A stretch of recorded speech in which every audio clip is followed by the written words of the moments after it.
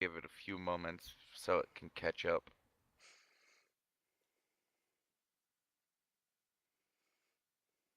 Not Mayo.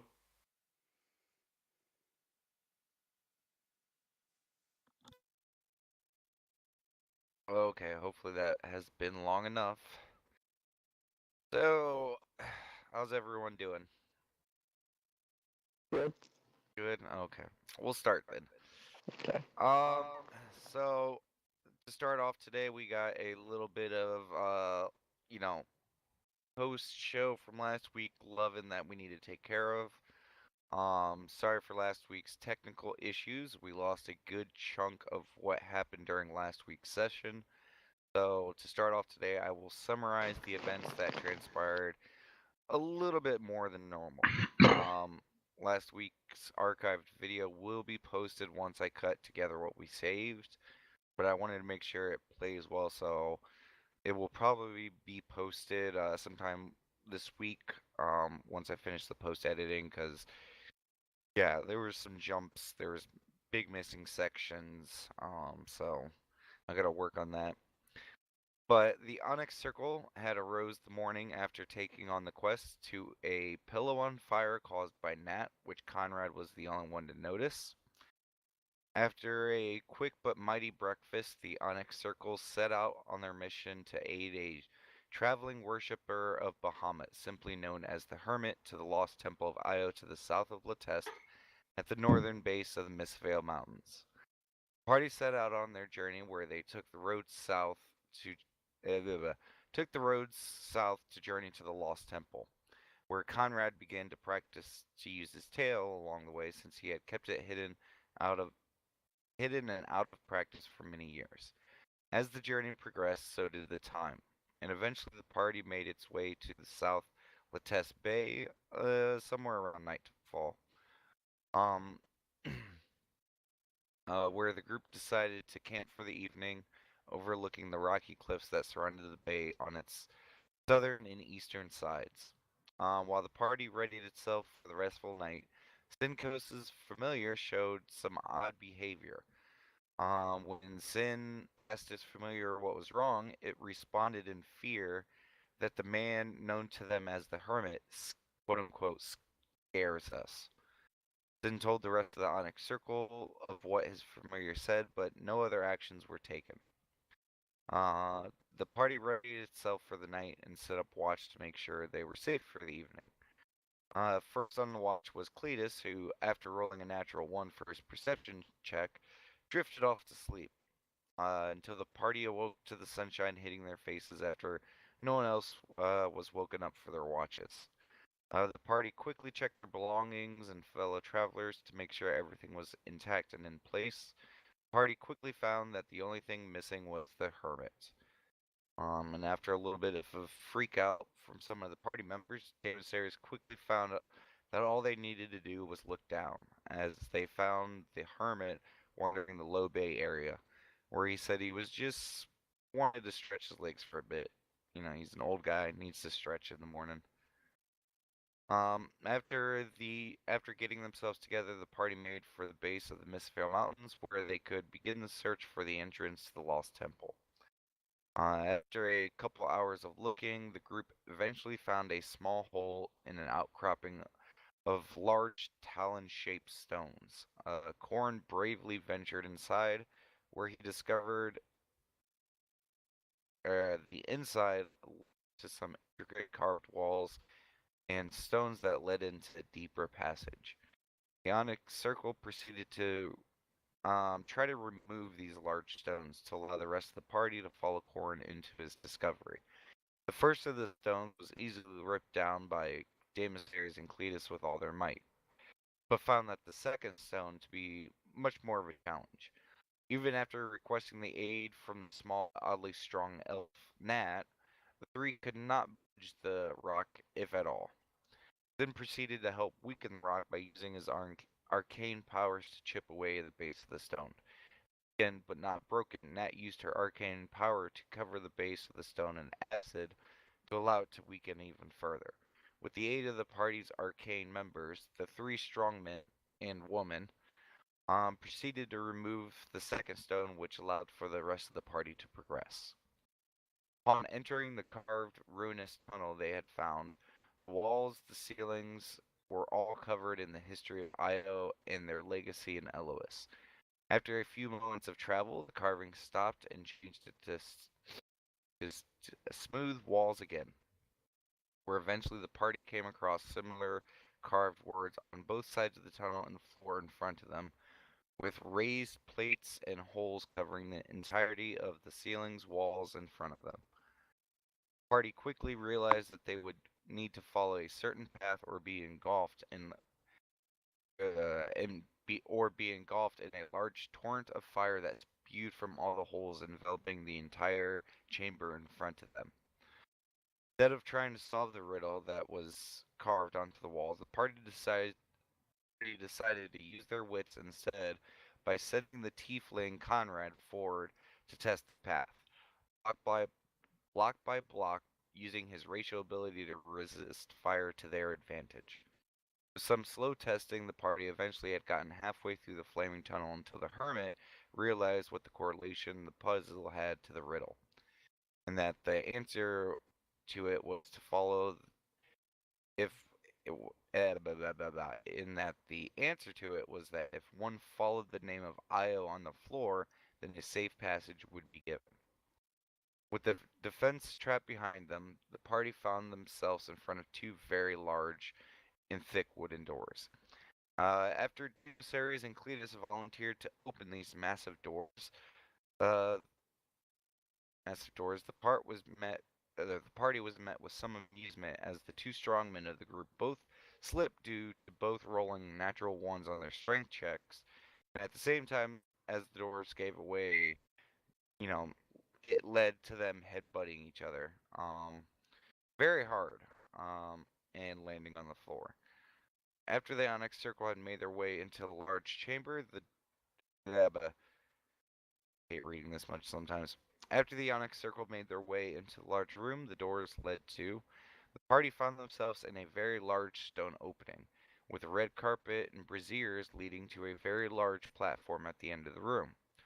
Upon making their way further into this chamber, the party had seen two large circular platforms with strange carvings on both of them. Mood quickly shifted as the Onyx Circle began to hear a deep guttural laugh coming from the shadows of the temple. It was quickly revealed to be coming from a manticore that flew down onto one of the platforms with the carvings, and was quickly met with more flappings of wings as a female sphinx had also flown out and landed on the other platform with the carving. These two mythical creatures revealed themselves to be the temple guardians, and only after passing their challenge would they be able to retrieve the treasure that the Onyx Circle had been hired to find and acquire. First challenge was against the very angry and impatient Manticore, who challenged the party with a question: "What are you?" Which the party each tried to give an answer to. You know, they tried to give an answer to the Manticore, who kept cutting them off many times before they even had the chance to respond. The Sphinx mocked the Manticore during this verbal challenge. It was quickly clear to the party with how the two interacted with each other that these two creatures were forced to guard this temple and that they were not allies. Um, they seemed to have much disdain towards each other. After the party failed to answer the question, which the Manticore angrily snarled out the answer to the riddle, which turned out to be "You're dead." A battle quickly ensued where Sin used his arcane abilities to put the powerful foe to sleep, which allowed the party to take advantage of the situation and basically kind of beat on the helpless Manticore for quite a few moments while it was asleep. With a few moments, the Manticore was awake just in time to see what dire situation it was in. Even the beast Even with the beast awake, the Onyx Circle quickly dispatched their first challenge. Like it was bad. It was almost unfair. You guys beat the shit out of that Manticore. Um, After the Manticore was felled, dark malevolent energy spread from its carcass towards the platform it landed on, and the carving began to glow with dark energy. Sphinx laughed in joy seeing the Manticore defeated and even thanked the party for dispatching her longtime roommate, who she despised the whole time. She warned the party up front that to her the Manticore was an insect, and that her power was far greater. But after the warning, the Sphinx still had a duty to challenge those who trespass on the temple, and proceeded with a challenge to the party. Her challenge was to have the Onyx Circle answer a riddle. What happens when an unstoppable force meets an immovable object? The party gave many clever responses to the riddle, and the Sphinx even commended a few for getting close. But in the end, the party failed to answer the true answer of the riddle. They surrender. After they failed, the Sphinx roared and combat began. The party quickly realized that the warning from the Sphinx was true, as one after another the strikes from the party kept getting parried, dodged, or simply swatted away like it was child's play. The hermit began to inspire and empower the party with the feeling of divine radiant energy that the follower of Bahamut was channeling into them. They started to succeed in landing blows. A long and epic battle ensued for what felt like a millennium to those engaged in it, where many great moments and sad tragedies occurred. After the first party member fell unconscious and many were wounded, Conrad told the party that they needed to retreat as the threat in front of them seemed too much for their current capabilities. Many of the party members tried to remain and fight, including Damus Arias, who had entered a rage while engaging the creature, and his focus could not be removed from his enemy. Cletus, who used his fighting prowess to try with Damus Arias to keep the creature at bay, and I read that kind of weird. And Cletus, who used his fighting prowess to try to help Damus Arias keep the creature at bay. Conrad, who tried to have everyone pull back, quickly was met with the doors they entered from slam right in front of his face or his eyes as he ran towards them, causing the sudden fear of not being able to retreat from his foe sink in. Party then continued their assault. One party member fell after the next. Seeing his fellow comrades in peril, Daylock decided it was best to draw the ire of their foe by insulting this phoenix and insulting what pitiful god made it. The Sphinx in a rage focused on Daylock, who was gashed many times trying to lead it away from the others who fell. Um, but it did not take long for the Sphinx to basically take Daylock down as well. But his sacrifice did allow others to be healed and return to the fight. As Daylock was on the ground before the party could get to him to, help him back up with a potion or healing magic, the Sphinx, still enraged by the cleric's insult, continued to tear Daylock to shreds. At that point, the party realized, as they stared at the torn body of Daylock, that this was it. He was dead. And that bringing him back was out of the Onyx Circle's current capabilities. The fight continued, and the next to fall, not ever to return, was Cletus. Fell when Sin's tornado spell hit Cletus instead of the Sphinx, tearing Cletus up before he fell to the ground and perished. Again, the party knew it was too late for Cletus.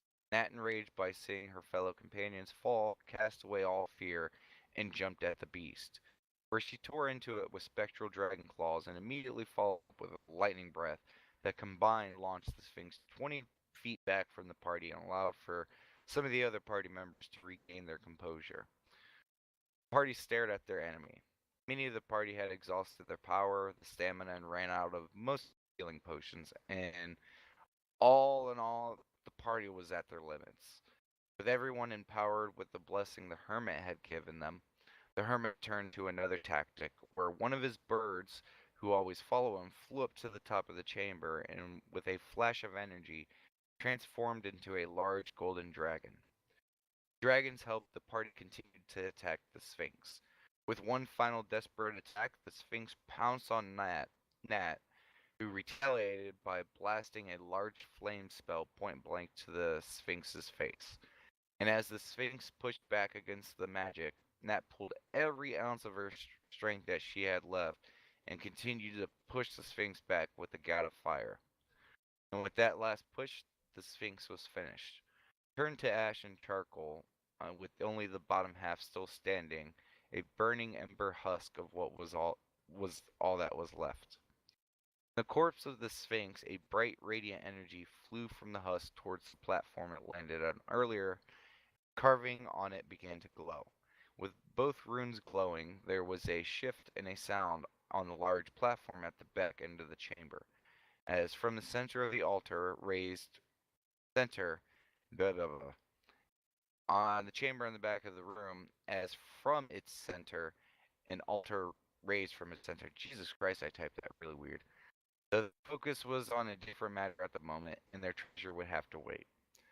The party quickly went to their fallen comrades and saw their lifeless bodies before them. The Onyx Circle had experienced their first loss. The hermit stepped up to the laying bodies and knelt next to them. He looked to the party who some had started to cry over the loss of their new comrades, and said to them, "Miracles are rare. Appreciate them when they happen." After which he proceeded to lay a finger on each of the dead bodies' forehead. And as his eyes flashed with divine energy, his fingers glowed, and after the flash of radiant energy, engulfed the or and after Jesus Christ. After which he proceeded to lay a finger on each of the dead body's foreheads, and as his eye, Jesus Christ, I can't read today. And as his eyes flashed with divine energy, his fingers glowed, and after a flash of radiant energy enveloped the bodies, the party heard a huge gasp of air, and by the time the brightness faded, the Onyx Circle was staring at the woken and breathing Cletus and Dalok, who had returned from death. After some hugs and discovery of the situation that had happened moments ago, the hermit led Dalok towards the platform at the end of the chamber. As Damasaries, Dalok, and the hermit approached the altar, the hermit said, like, dot, dot, dot, and that is where we left our session. Miss anything? No? Yay. None was missed. Nope. Sounds good to me. Okay. Well, moving on. We do boot. Okay, go over there. There we go.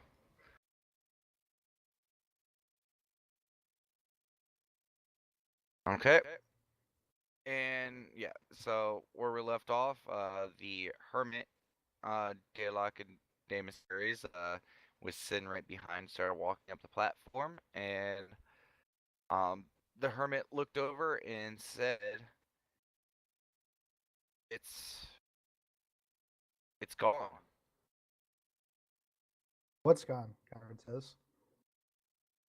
The artifact we came in search for. There's nothing here. And you look at the old man, he's like kind of like looking around, like kind of checking the sides, the left, the right, kind of behind the altar, just kind of looking around the new altar that had risen after the creatures had been slain. I guess would it be investigation to see if something like had taken it before? Perception. Yeah, perception. Yeah, just to see if like someone else is like interacted with that or something like that.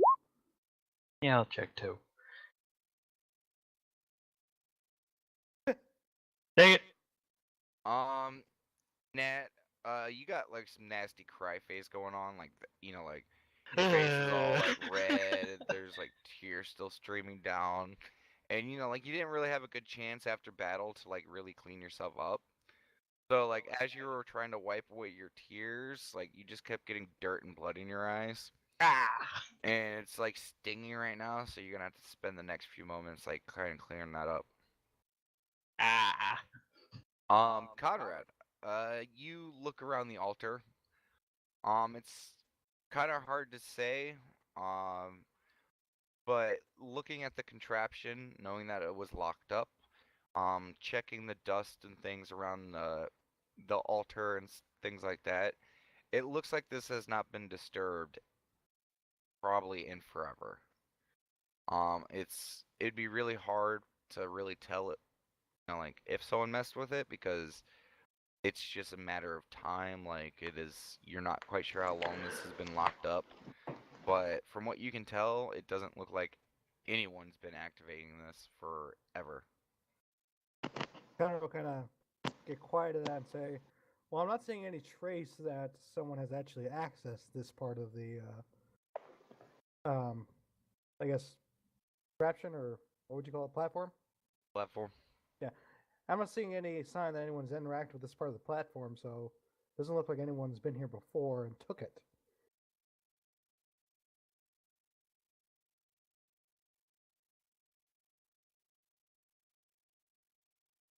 Hermit continues to look around and just doesn't see anything, and there doesn't seem to be much else to go on.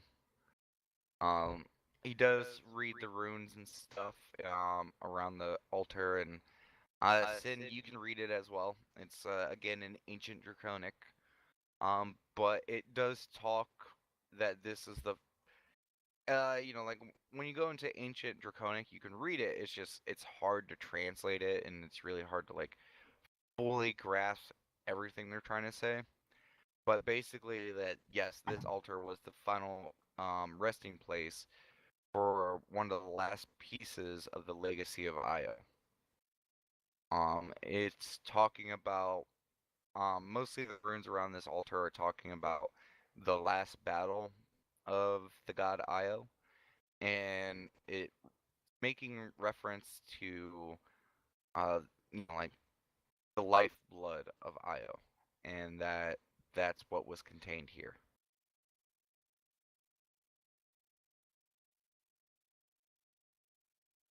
In Um, I translate what I can to the party. Okay, well, you guys know that, and the hermit agrees with you. He says, that was the artifact that he's looking for. He was looking for.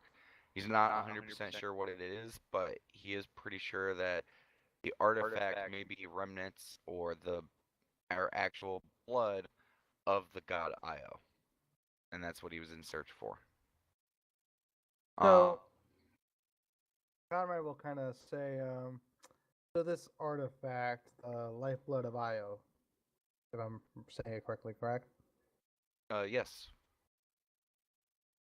Is it possible that it's hidden by some magical means? It's just we can't see it, but it's there on the altar? And he stops for a moment and he says, "No. Um, with the structure of this temple, it does seem that the last defenses was the guardians. Um, and he sits and ponders for a few moments, and he looks towards you and he says, we may not be the first people to enter in here. If someone was apt enough in arcane trickery, they might be able to bypass some of the defenses of the temple, and you know, if they were able to do that, they would possibly be able to steal this without anyone ever noticing." It would either have to be a long time ago, or they would have to be at extremely high level, because I'm not seeing any sort of presence that anyone has been to this part of temple yet. Level. Yeah, level. What's a level? Says the hermit. Kind Uh-oh. of skill. Conrad's going crazy, guys. He's talking about levels. No one knows what that is.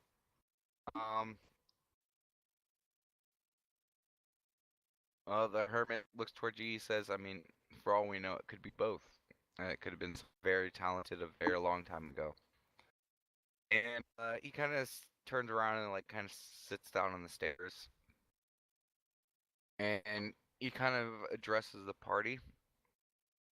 Says, "Well, artifact or not, you have fulfilled your end of the contract. Um, the and he looks around and he says, "The temple does have spoils for you as well. I only ask that um God's tribute you do not touch." As he looks back towards the two chests behind him. He's saying not to touch those two Yeah. chests. He points to the one on the left side of the screen. He says, "That is the tribute to Bahamut." Looks over, and he points at the other one. He says, "This, I believe, is the tribute towards Tiamat. Both are tributes to the great god Io. And unless you want to draw a god's wrath to you, I suggest leaving these alone." That sounds fair enough to me. Damon Series quickly goes from excited face to seeing all the shiny stuff to going like, "Oh." The hermit sees that and he says, "Do not fret. There's much in this temple that are not offerings that um I feel that you know if you guys search what is there, I'm sure that you guys will find something of use for you." And this is the first time you guys realized it, but as you guys turn around and look at the ground, the whole inside of the temple, especially by the platforms, there's just gold and coins scattered everywhere. Um, and there are quite a few dead bodies in here. Well, not bodies, more like skeletons. And it does seem like you guys might be able to scavenge some stuff off of the last visitors these temples or this temple had. And as you guys look around, this is what you guys find. Da-da-da-da. Everyone's so happy. It's loot time. Yay. Salute. As soon as I remember where I put it. Yay.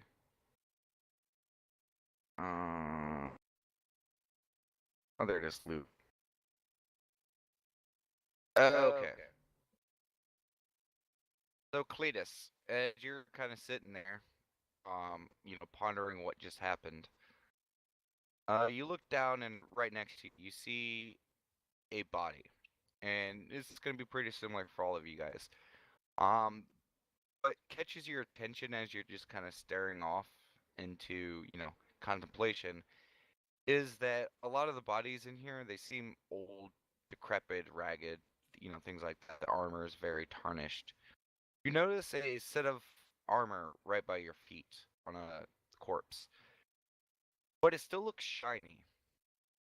And as you kind of move the dust away, you see a very intricately made set of scale mail. It's very dwarvish in nature. It has a lot of dwarvish carvings on it. There are some dwarvish runes and wordings that are very old, and you're not quite sure what to make of it. But compared to the rest of the gear that's on this person, like this armor stands out. Like it is very new looking for being, in here standing against the test of time. What you just found is a +2 set of dwarven scale mail. Congrats. Damus Ares goes over to a corpse and he messes with something around the corpse's neck and just kind of takes it. And as he does so, he says a quick prayer to Cord. Conrad, as you are looking around, you find a skeleton with a bow slung on its back. You would expect any wood in this area to have been well past the point of rotting. But this bow seems very well made and it's still very much intact. It looks to be carved from uh, not a white oak, but more kind of like a gray oak. But it looks very well made. Like, almost kind of looks like bone a little bit, but a little bit more wood than bone. You just got a +1 seeker's bow. Okay. Okay, that's Cletus will be right back. Sin, as you are looking through things, you find yourself a book. Um, it's a very, very old book. That is very well bound and is has magical runes from top to bottom. The whole thing is just completely covered in them. And as you're reading it, you discover very quickly that this is a primer. It is a primer of leadership. Born, as you are um looking about things, you find a very small skeleton, um, not pixie size, kind of like dwarf gnomish size skeleton. And in one of its pouches, you find a very well intricately carved, basically stick.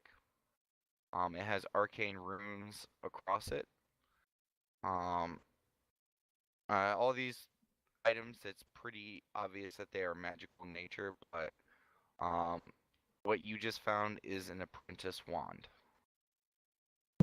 Um, Daylock, he scrounges around one of the bodies and yeah, he pulls up something that looks kind of weird. You guys watch as Daylock goes over and lifts up a flag off of one of the corpses and kind of wraps it like bounds it up and grabs it. Nat, as you're looking around, you find a pair of cloth and leather boots. Um, they again much newer looking than they should be. Given how old all this stuff is, like all of these items should be dead and rotted.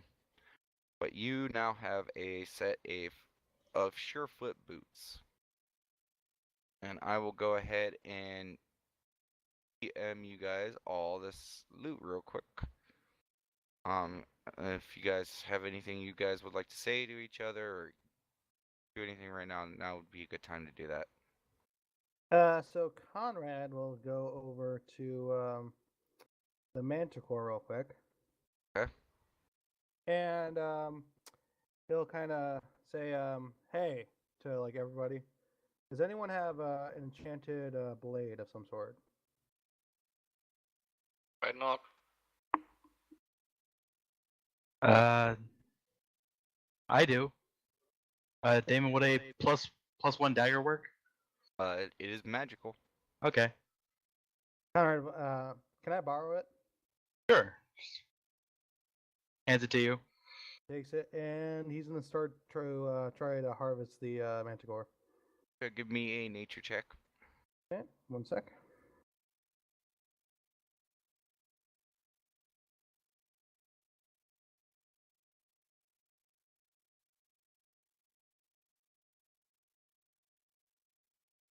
Okay.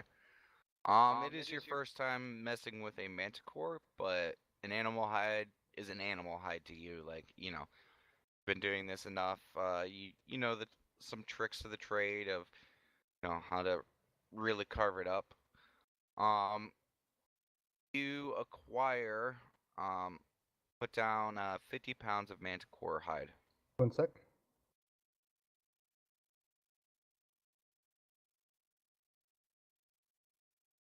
Okay. Um, also write down 15 teeth.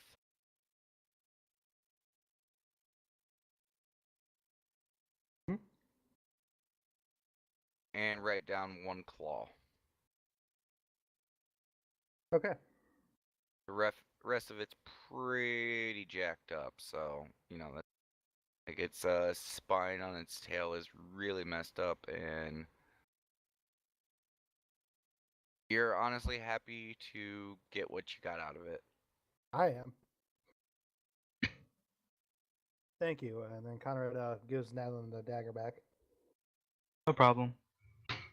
And as you guys are going through the manticore and you guys finish that up, you notice you and Nat very close by the corn. There's another person or another body skeleton that has a package wrapped or uh not a package, like a bag slung over its shoulder. And as you guys look at it and look through it, the last thing that the party finds, this last one is considered party loot, so it's up to you guys to divvy it out and all that good stuff. I had the loot page. There it is.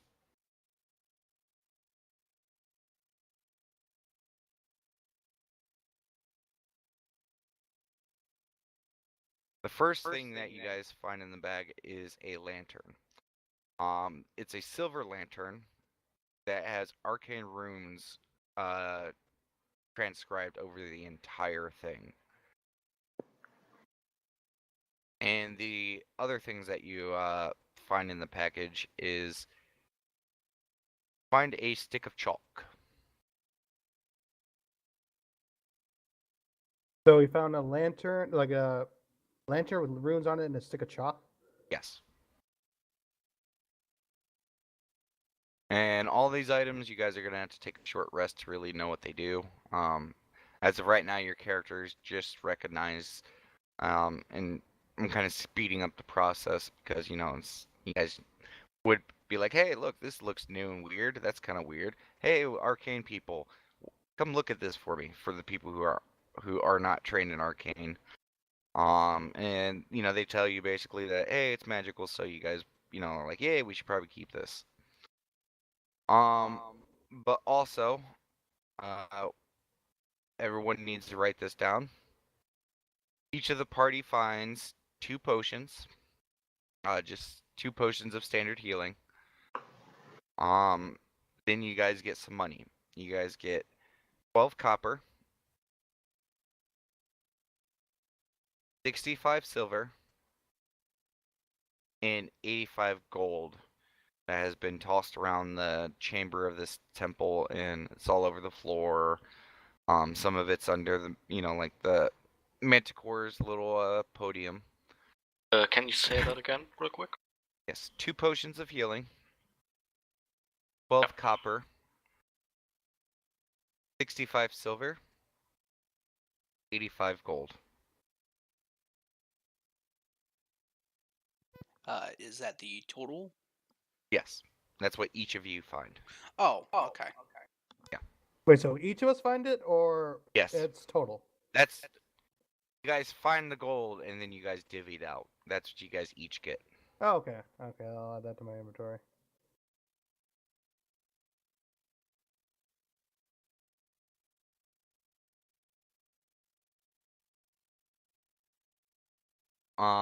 Also, I will send the. Actually, I'll hold off on that until someone takes a short rest with it. We also get 2 potions of healing each, right? Yes. Who's gonna be holding on to the chalk and the lantern? I can hold on to the lantern, but Netherland says. Connor will offer to hold on to the chalk. Okay, you guys successfully put the chalk and the lanterns up. As you guys are going through the chamber and realizing that there's nothing else, the hermit begins to walk down.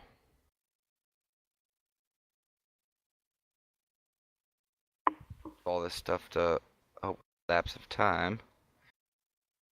Boo-doo-ba-doo. Alex over here.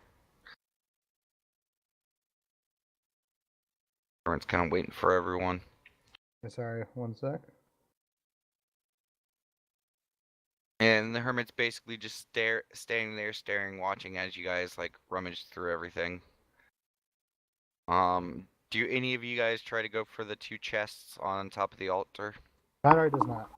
No. No. Stay far away from that one. Please, we'll check out the Sphinx, see if there's like anything salvageable, or is it just all ash? Give me a nature check.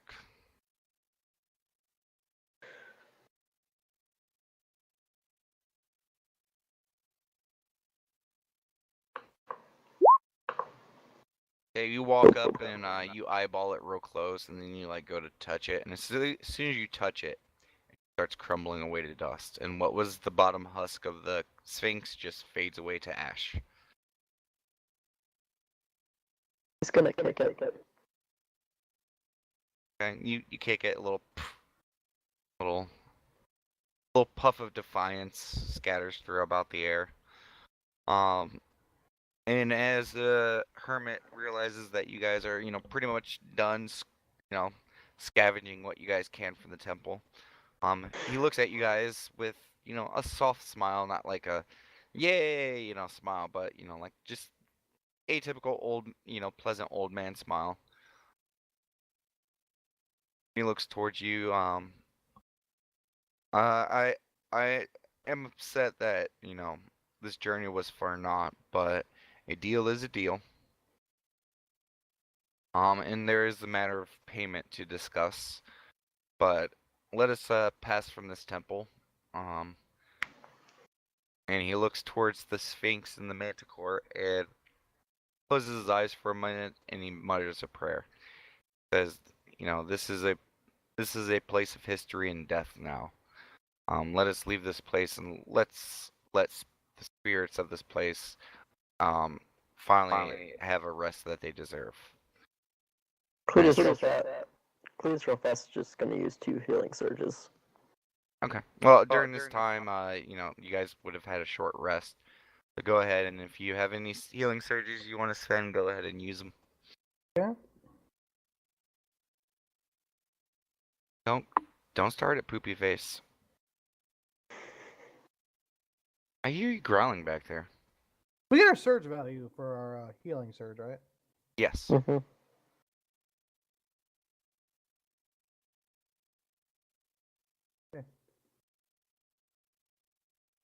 Conrad will nod as to the hermit as signifying that he's ready to leave as well. Well, he begins to make his way outside of the temple. You guys all follow? Yep. Yep. Okay. Making your guys' way back is fairly easy.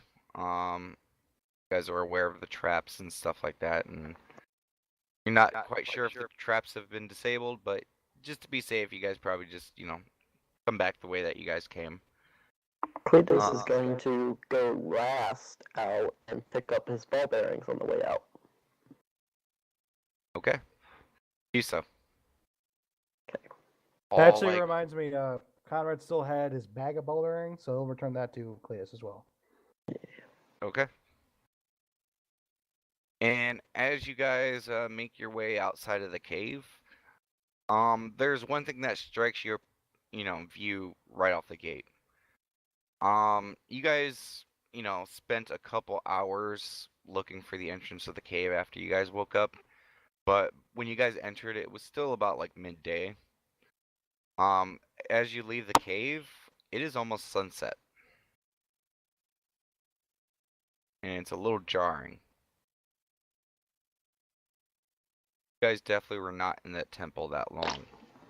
Would that be Arcana to figure out what's happened? For those trained in Arcana, they could do an Arcana check. Sure. Nat and Sin, well, Corden, you're not quite sure. Temples, not really your forte.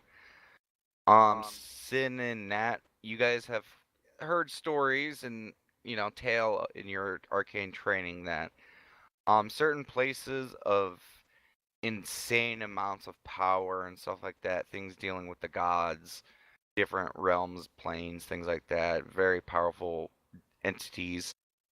Certain normal rules of the world can sometimes be warped, and you guys get the assumption that time may have traveled a little differently in the temple, and that you guys may just be experiencing a push forward in time. You can't be sure by how much.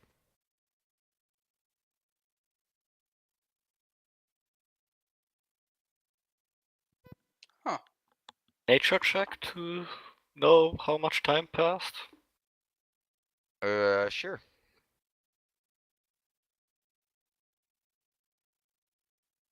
God damn it. Corin, it's kind of hard to say. You're not used to the nature of Elois. It's a weird place. I'm trained in nature. Could I do that? Yeah.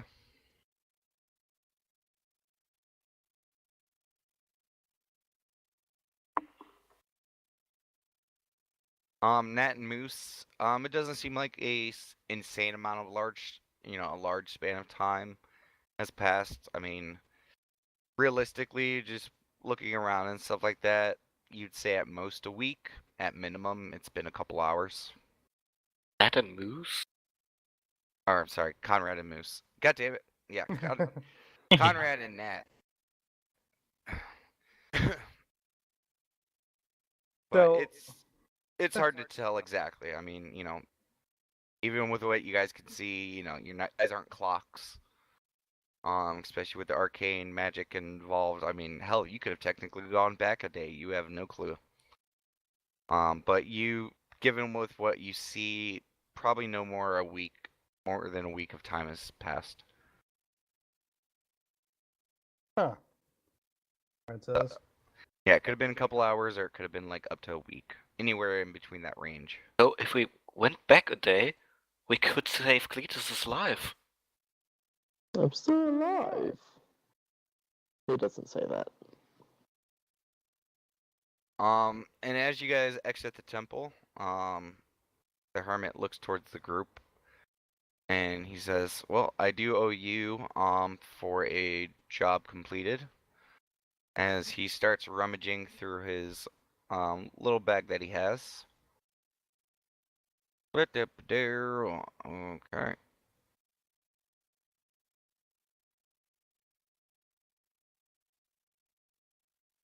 Crap. I didn't write that down, did I? Oh. No, I didn't write down how much you guys were getting paid.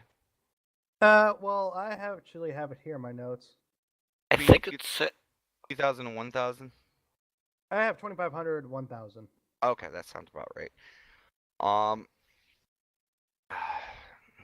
one of the times that you guys could have taken advantage of the DM not having his notes. The hermit reaches in and grabs a pretty hefty sack of coins and hands it towards you, Conrad. Okay. And He takes it. it is hefty. You assume that this is your payment. Conrad nods, and he divides it up. Okay. We can do that. 583. With Here you 2 go. left over. Wait, 83? What? 583 Okay. with 2 left over for each. Well, yeah, 583 for each of us, and then there's 2 that are random. Wait, I Yeah. thought there were 7 people in the group. Yeah, that'd be 500 Well, each. I didn't count Daylock. Daylock is actually going to accept it. Yeah. Never mind, man. He deserves He's it. starting to Sorry. take his money again. No, I win. Last time he refused. Yeah. Okay, so 500 each.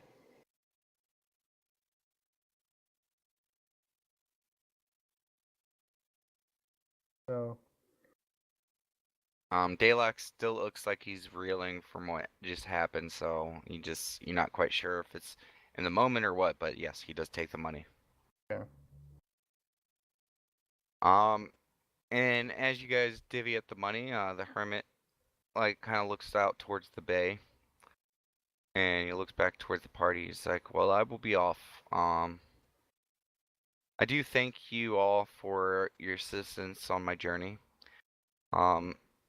I can tell there's you guys are a new group, and many of you seem to be fresh adventurers, but I do have high hopes for you all in the future." And Before okay. he leaves, Conrad will ask 2 questions. First, he'll ask, "Are you not returning with us to Alice?" He looks towards Or Latest, sorry. Alavast. Latest. Well, that was unexpected. Okay. He shakes his head no. He says, "I will make my own way from here." There is one other thing I want to ask you, and he kind of has a bit more of a serious look to him. You were able to bring back 2 of my companions, and for that I am grateful. But that level of magic I've never seen before. Exactly how were you able to do that? He gives like a half smile and he looks at you. He says, "In my travel, I've learned many things. It just happens to be one of those tricks." Would that be And Arcana if I could? it would have to be trained in Arcana. Okay. And as soon as you say that, Daylock looks towards the hermit, and Daylock has kind of had this look like he's been holding on to something ever since, was revived.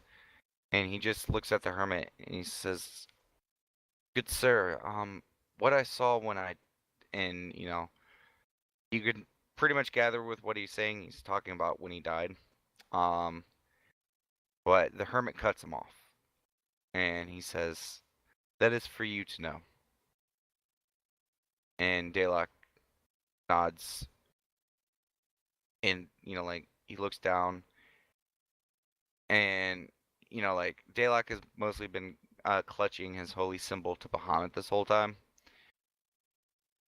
and he looks at the hermit and he says, "Sir, are you?" And the hermit like just holds a finger over his lips real quick, like doing the international quiet sign with a smile. Says, he nods towards your group again. He says, "Again, I thank you for your assistance in this journey, and I look forward to your progression." And he turns and just slowly starts walking away from the party, walking directly towards the bay. Like towards the ocean, towards the bay? Yeah. Oh. Cletus, before he gets too far, will just say, "Thank you for all that you have done." And he looks back, nods.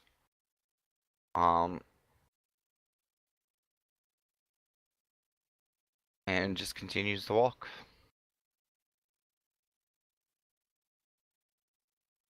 And Daylock looks 2 parts very excited and happy after the hermit, told him to stop talking, and like 1 part kind of disappointed.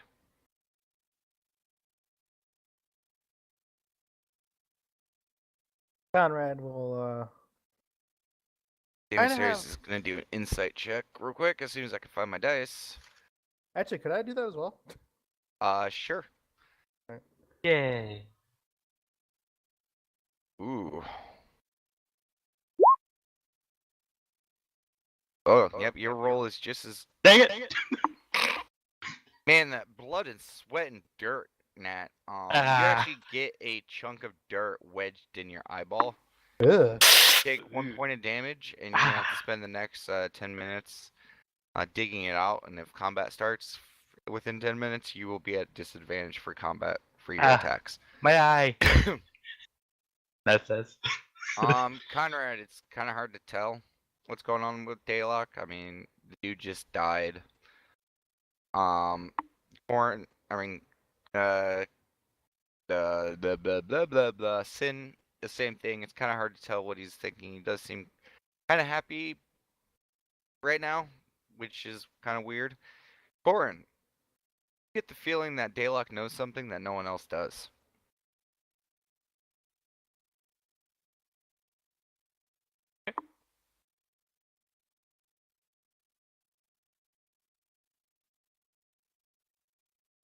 Okay, so with that, I will suggest as a group we should find somewhere to camp out for the night. We could go back into the cave. It's pretty safe. Hang on, I what was that? I didn't hear it. We could go back into the cave. I mean, we would have the traps just in case something tried to walk in. Well, there is the thing that a lot of time passed, so if we were to sleep there, we might be tossed into the next year or something. So, I'm not going back in there, Conrad says. That's Conrad, you kind of peek over towards the cave entrance that you just came from. In defiance of like, I'm not going back in there. Glance over at what cave entrance? He does a double take, like what? And then he points it out to the others. As you guys look over, the three taloned rocks that were covering the cave are back.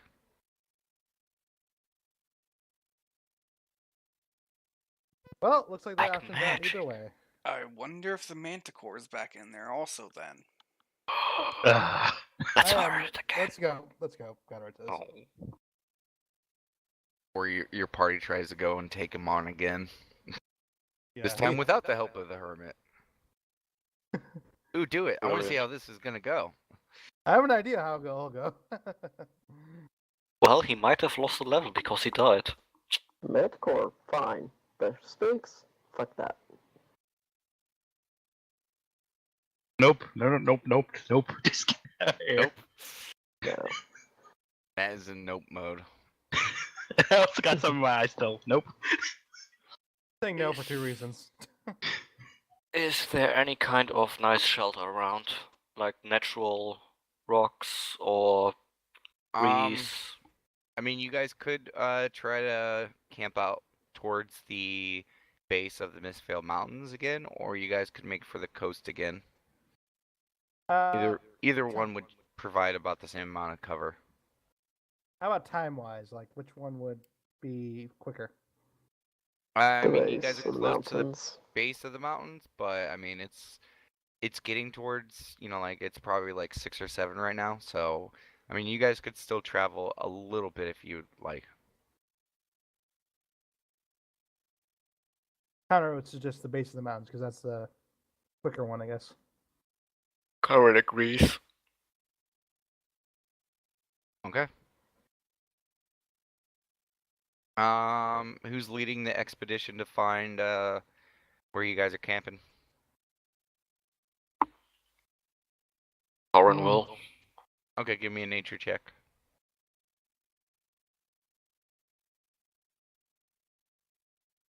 Okay, you find a little slight indent in the mountain that does provide a little bit more cover to the left and right.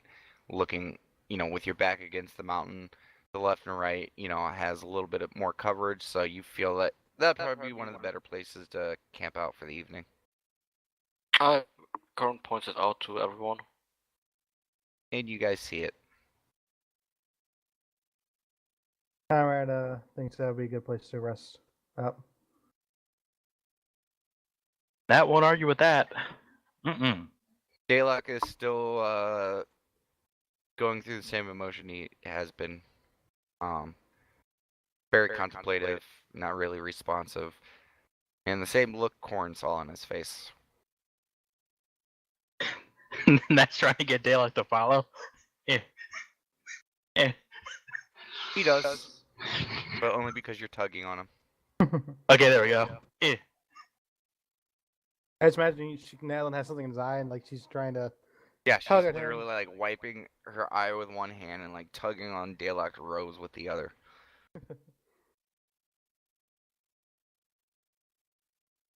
But you guys are able to set up a little camp. And it doesn't take long. Like you guys felt, like you guys were exhausted from the fight, but it still felt early to you guys, like your internal clock. Within a few moments of stepping outside, you almost feel like there's a shift in your internal clock. And you suddenly feel like it's nighttime, and you suddenly, like, your stomach start growling. It had only been a few hours ago since you ate, but yeah, you feel like it's nighttime, and it's within just a few minutes of setting up your little campsite, like, it's starting to feel like it's nighttime. You guys are starting to, oh, I'm tired. Oh, shit, I'm hungry. When's dinner? Like, Well, Conrad doesn't eat a ration first off. Those Have burgers. nice. That's gonna make sure Daylock eats. Yeah, Damasaries and Daylock kind of sit around the fire area at their bedrolls, and they just sit down to eat a ration. Mm-hmm. Figure the whole party sits around and has a little kumbaya moment with dinner.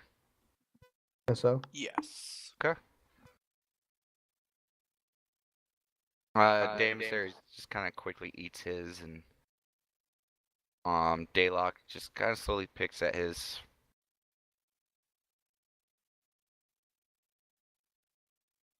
So, My baby. what time is it at this point? After walking over to this little outcropping, setting up camp, it's like 7-8. Comrade will maintain his gear and volunteer for first watch. Okay. Corin will take the second watch. That was to check out this lantern. During the short rest to eat dinner and stuff, I will say that everyone gets, if you're not an arcane person, you give your item to one of the arcane people to figure out. I'll just post these both. The first thing that you go over, Nat, is the lantern. This is what you discover. It's an info share.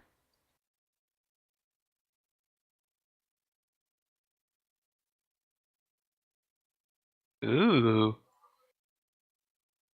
And the second item is this.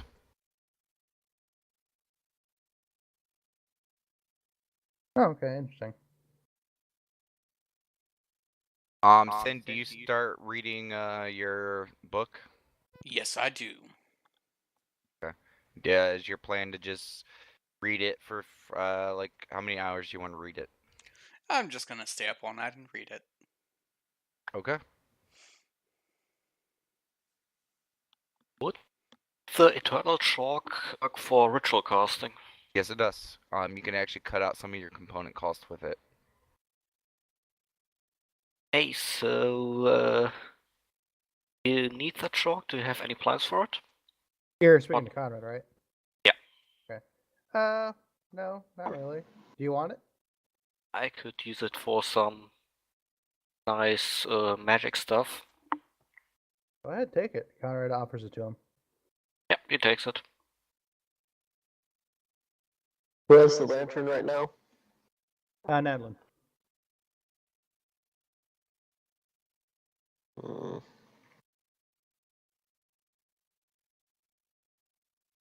I'll ask Nat if I can have the lantern, because a lot of the times I'm in front of the party, so it would be beneficial for me to have it. Yeah, Damasaris nods. She's like, yeah, I can't carry a lantern and my hammer. Yeah, she gives the lantern one last look, and then she says, sure. Hands it to you. Thank you. Then Cletus is going to go to bed.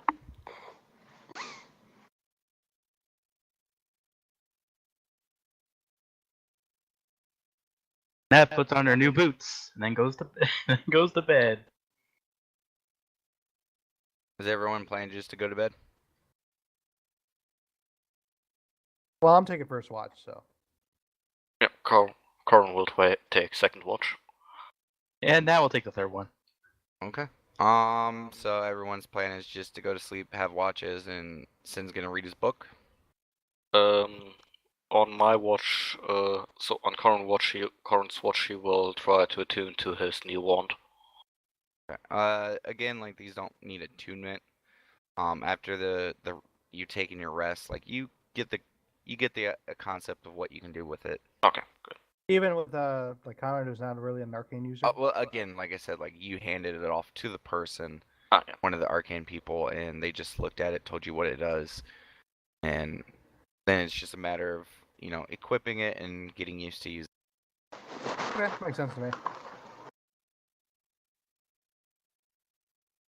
Okay, so, all right, we get the feeling that we're all going to sleep except for Sin. Yep. Okay. So at this point, it's Conrad's watch and Sin's awake, right? Yes. All right, so Conrad will actually kind of want to talk to Sin for a moment. Okay. Also, wait, would I do a perception check for my watch or later? Yes, you would.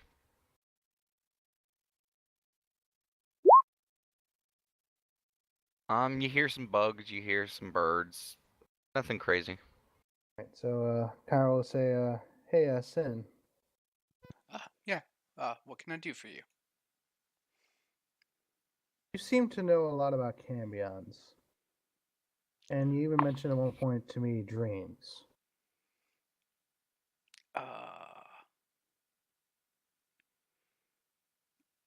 I mean, I know what I know about cambions. I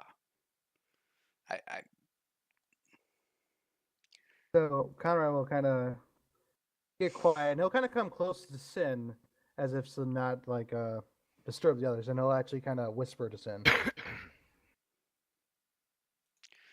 Stealth check, I guess. If you'd like, I mean, most of your party's like passed out snoring at this point. Oh, so it doesn't really matter. You get the feeling that with the fight and everything that's just happened, your party is well out. Like they are out.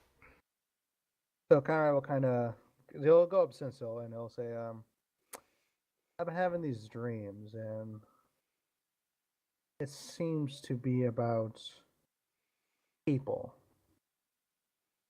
okay. I see like parts of their life from an outside perspective, and they'll kind of get quiet for a second, and then I'll look to Sin and then say, I think it's about some members of our party." I mean, dreams could just be dreams. I actually didn't catch that part. What did you say? Yeah, it cut out. You said dreams. I said dreams could just be dreams. But when I remember these dreams, they're very, and I'll kind of look to like Sin to be serious, very like seem to match up with details I didn't even know about them. Details that you don't know about them. Do you know that these details are true? And I've been actually looking into it, and yeah, these details are true. And I knew about them in the dreams before they revealed it to me. Huh. Now, I'm Hey, not. Sin, why don't you go ahead and give me a arcane check real quick? Yep, I assumed that it was going to be insanely high. From what you know of cambions or not really cambions, what you know of succubi, incubi, anything really dealing with dreams is the dream plane is weird. It's a plane that can't really travel to and from, but some creatures do have the natural ability to tap into it, sort of. Not much is fully known about the plane of dreams because again, it's a place that you can't like really visit. So what is known about it is very limited.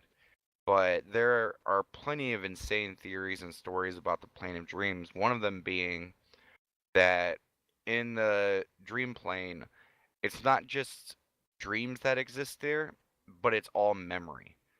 Every unconscious and conscious thought that any mortal creature has ever had or will ever have exists in the plane of dreams.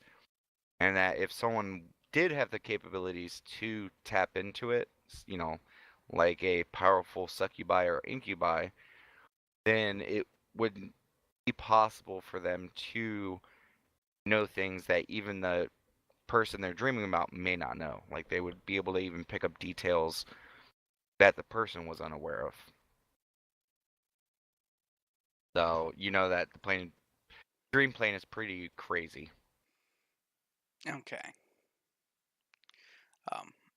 I tell him some of, or the majority of what I know of that, of the dream plane and the succubi and the incubi.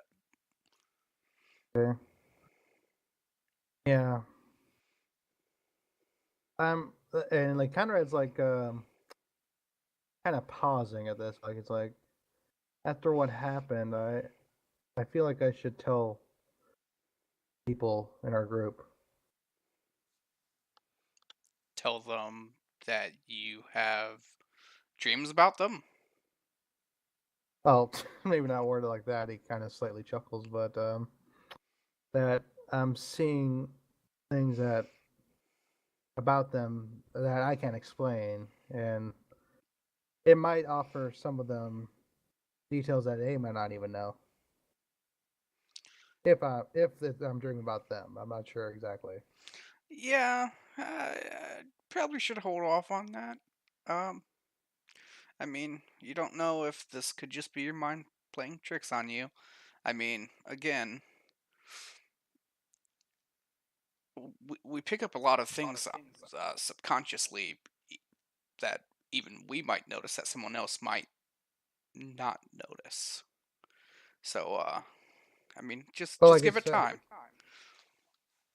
Conrad's kind of like it kind of had like showing the feeling that Sin doesn't seem like he's believing him, and like he's like, but these details I knew about them before I realized this happened before I really knew them. No, and I understand that. I mean, it's been a stressful day. We had two people that fell today, and I mean, I think it might be good if you you wait to mention this to other people in the party. That's just my opinion, though. All right, size and all right, I'll go back to where he was sitting earlier and continue to maintain his gear. I go Okay. I go back to reading my book. Okay. Your watch goes through uneventful. You have a light little conversation, and after a few hours, you feel it's time to wake up the next watch. He'll wake up Corin. It was the next watch. Or you're woken up. Aaron wakes up and. So, anything interesting happen? Nah. And Kyra will go back to sleep. Aaron will take his watch. Give me a perception check. And Sin, can I also get a perception check from you as well?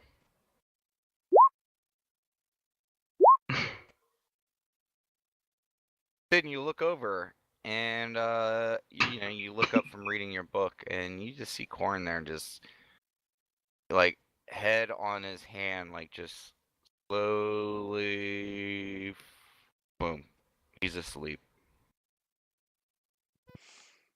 I look around to see if there's a pebble next to me. There is. I try and throw it at Corin. Give me a strength check. Oh,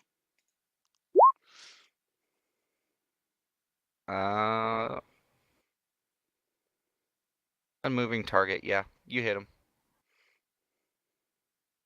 Corin, you take 1 point of damage as what to you is a very large stone hits you. Just happened. you're supposed to be awake. Thanks? Yes?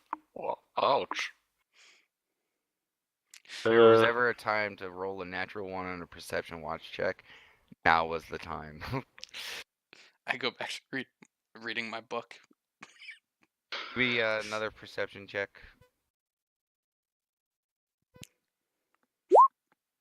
Okay. After a few moments on your guys' watch, you guys hear something.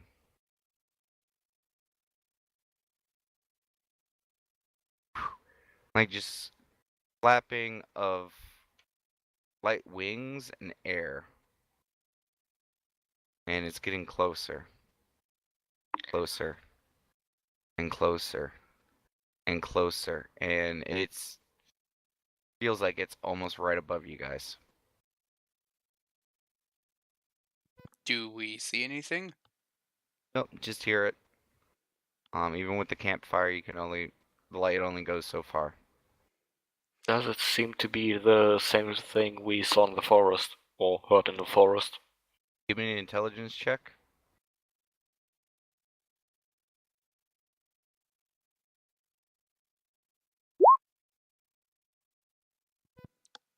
Both can.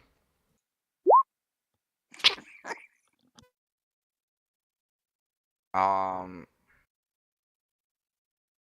then you get a little freaked out with hearing it, and you actually trip over and fall as you get up to look around.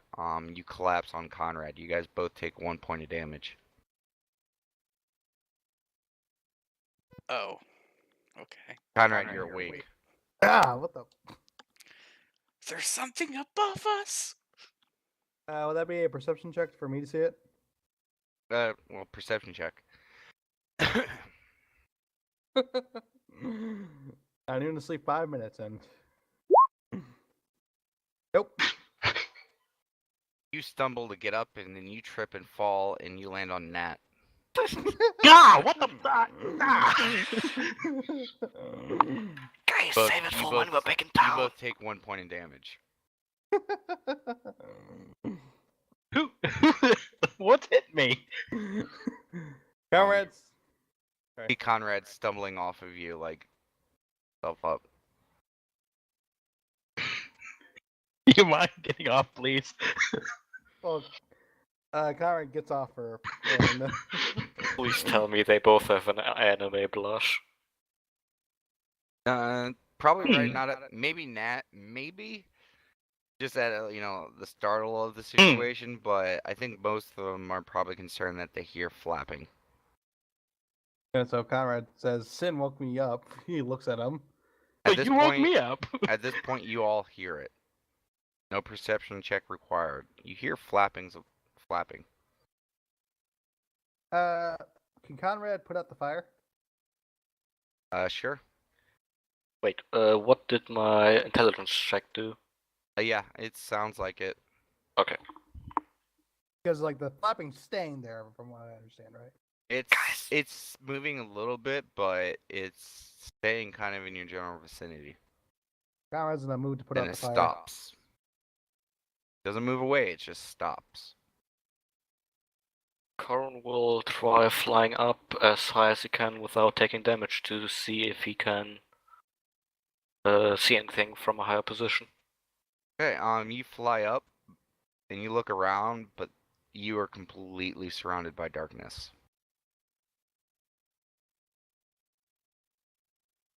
Fly back down.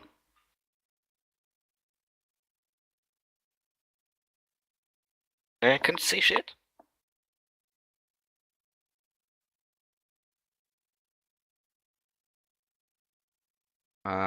Give me one last perception check from the group. Yep. All of you guys.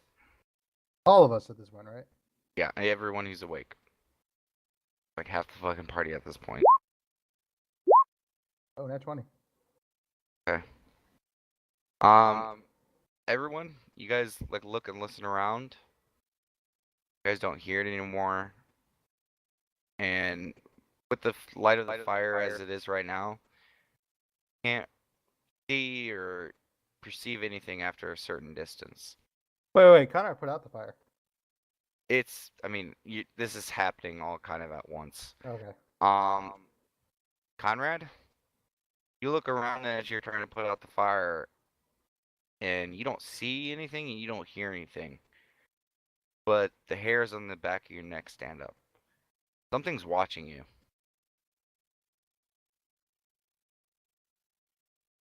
Conrad will relay that information to the others. I think there's something watching us.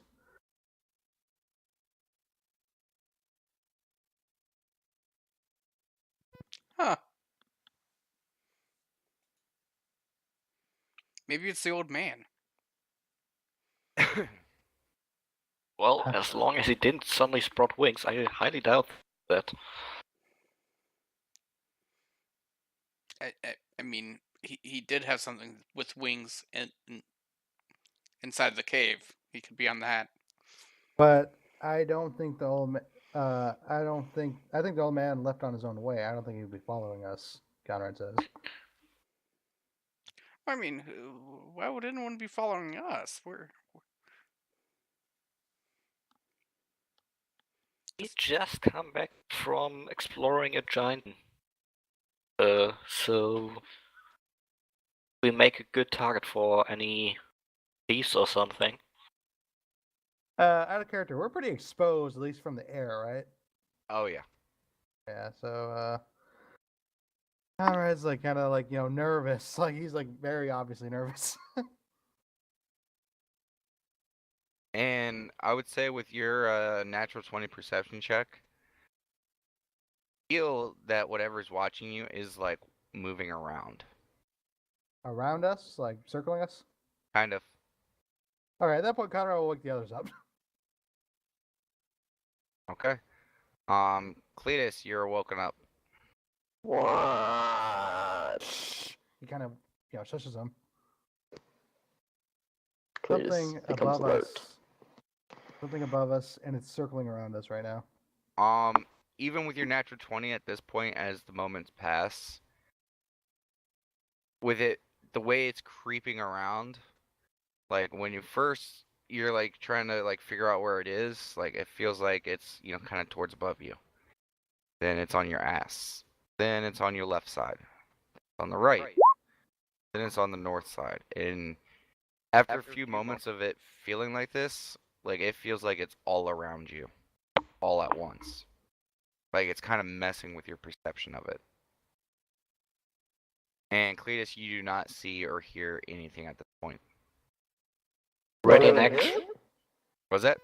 I don't even hear it? The flapping has stopped. No. The only reason Conrad is able to even partially perceive it is because he had a natural 20. Would it be nature to like see if this is like a pattern of a beast ready to attack? Yeah. And see, we could have stayed in the cave and we wouldn't have this issue. Well, we have to break down the cave first. This is not bestial in nature. This Okay. feels a little bit more cunning. Corin, Tactful. Am I getting Corin that's- will. Corin will ready in action to insult whatever tries to attack them. Am I getting that still that same feeling though that something ready to attack? Hard to say. At this point, it feels more disorienting, if anything. Okay. So Conrad's kind of like Cletus can tell like he's very visibly freaking out. Like it seems like it's everywhere, moving almost too fast. A mixture of not being able to perceive it and the speed in which you feel it moving around. Yeah, it's very disorienting. Yeah.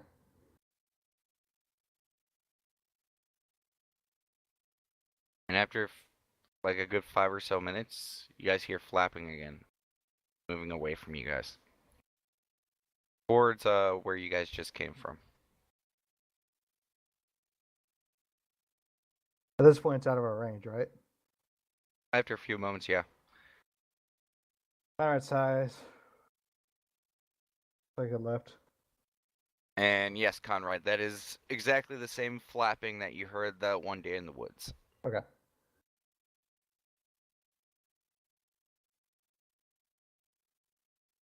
Seems like something we encountered before in the woods.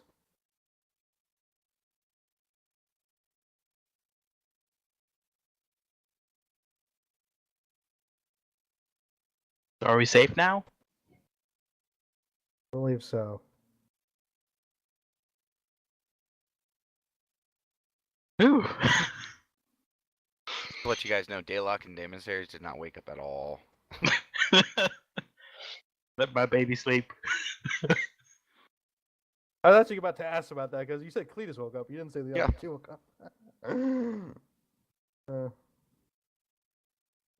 Conrad like does a visible sigh of relief and okay, I think the danger's passed for now.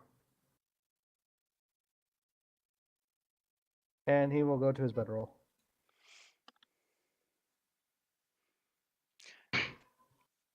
Senkos will also go to his bedroll and That mini heart attack was enough reading for you, huh? yep. Cletus is asleep again. Corin returns to his watch and what he was doing. So then you go back to sleep. Well, I go to sleep this time. Okay. Go ahead and mark off 4 hours.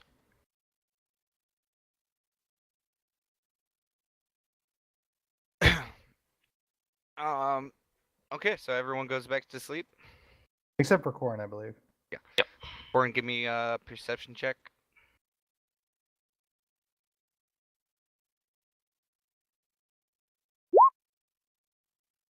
You don't hear or anything.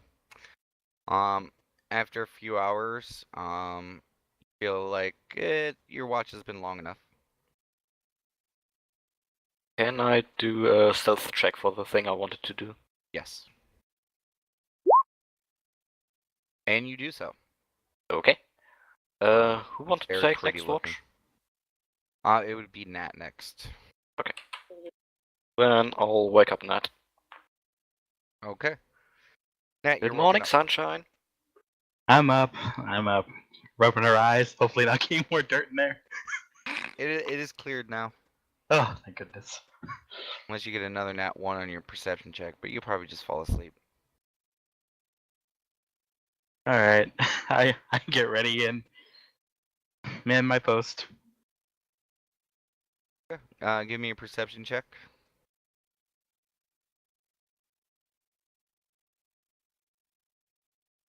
Okay.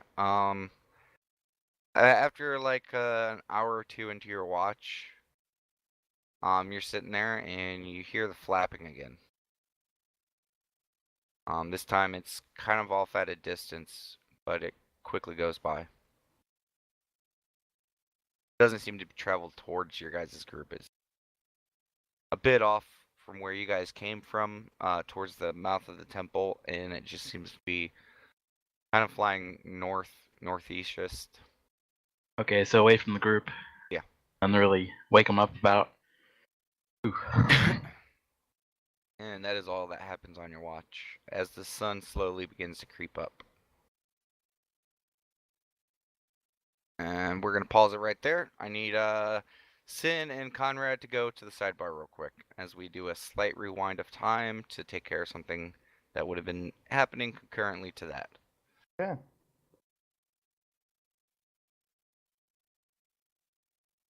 Okay, Sin, if you would like, just you can take your headphones off if you want. Okay. Conrad. Conrad.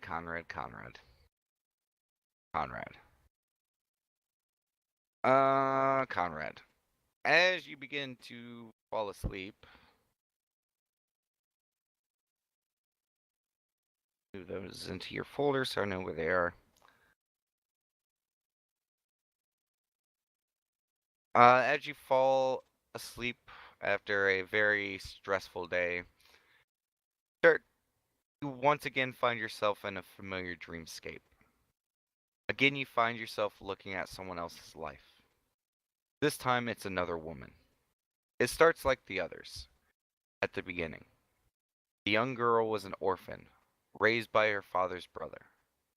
He was a drunkard, abusive, emotionally, physically, and sexually. He would blame all his wrongdoings on her, telling her constantly that her sins towards the gods caused him to lash out at her. That unless she did what he said the gods would and that unless she did what he said, the gods would take her to the 9 hells in the middle of the night if she did not comply. This went on for quite a few years, till a traveling cleric to some god from a temple far from her village visited. He was looking for new acolytes for his temple, and upon seeing the young girl, no older than 10 at this time, he had to have her. What he told the uncle and the girl was that her innocence was exactly what he needed. The uncle would not give her up, though, till the traveling man of faith offered him gold. And right then she was sold, as one would sell a sack of potatoes. The man took the girl to his temple to meet her new siblings. A temple full of 5 other younger kids, all brought from their families after some of them had to be paid off. She thought after so many years of thinking her sins and the threats that followed that if she devoted herself to the gods, she would find redemption and a new life without threat of abuse. What she did not know was the dark nature that lied within the priest. The cleric was not a typical man of the gods. He was more like her uncle than most. He would use the faith of the gods to manipulate those in his flock into feeding his dark desires. He had a preference for the boys at his temple, and that left her to receive more of the abuse than others. He would often be used as an example to others if they did not comply with the man's wishes. She would try her hardest to please him. Even realizing over the years that he had a preference to the boys, she would try many things to assure she would not at least always be the one to receive the dark sacrament of sins. As the priest would come the dark sacrament of sins, as the priest would come to call the punishment he rained down upon them when he was displeased. At one point, all of her planning and tricks to keep her in favor came to haunt her. One evening he came home from a festival drunk, and when he saw her there, trying her hardest to please him, he snapped. He accused her of falling into darkness, and began to beat her. He kept going until the whip snapped. He then used a fire poker. He kept going till he broke bone, but she would not fight it, because for so many years she knew this was her redemption of sin. This angered the man. So he went to the fire and put the poker in there. And after a few minutes, the poker was white hot. He took it to her skin, carving the symbol of his God into her flesh, over and over again. She could not bear this pain. She screamed, begged for mercy, probably for the first time in her life. Finally knew that this was wrong. This only excited the man. So he began to rip her clothes off and began having his way with her, stopping every few moments to grab the poker from the fire to burn her flesh again. Over and over again this went on. And for the first time in her life, she looked up at the man and saw evil. She knew it in her heart. This was evil. And in his face, she saw her uncle. And she knew he was evil. Her uncle.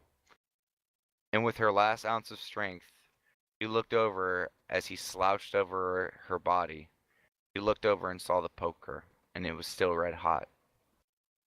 Grabbed it with the last of her strength and thrust it in his eye.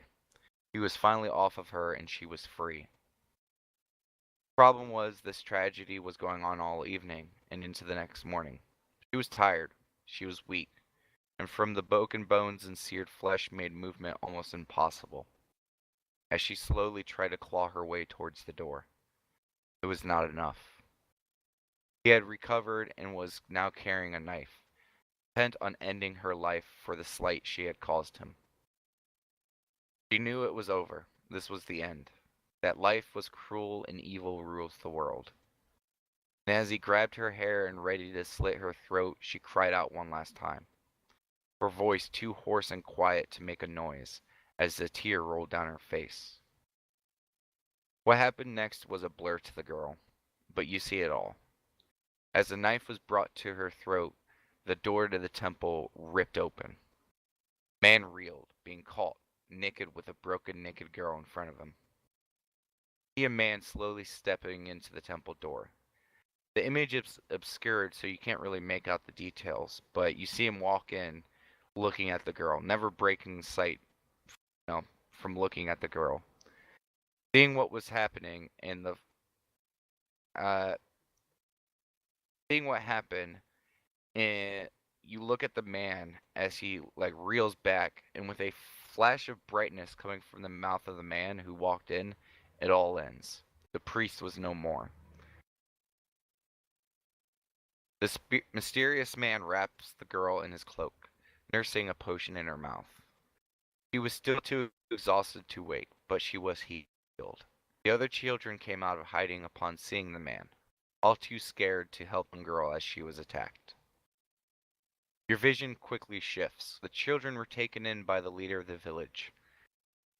No one was aware of the darkness that the temple hid, and the town vowed to get up to the children for letting this go on. The mysterious man handed the leader a large sum of coin, a large sack of platinum, to make sure that they would be safe and taken care of. Time skips forward. See the children all move into happier lives, all taken in by other families, and because of the stranger's kindness, they wanted for naught. Then your vision shifts back to the girl. She was taken in by the man personally to be brought into his order, where she would be raised and taught to defend herself against darkness and evil. She was never told who actually rescued her from her fate that evening. The man was the leader of his order and was constantly traveling, and he didn't care to be recognized. He was fine knowing justice was served and that she was in a better place. The dream ends there. Wake with a single tear streaming down your face.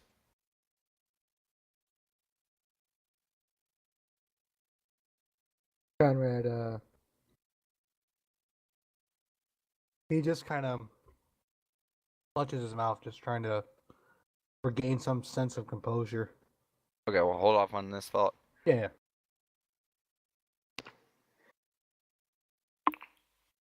Then you there? Ooh. Then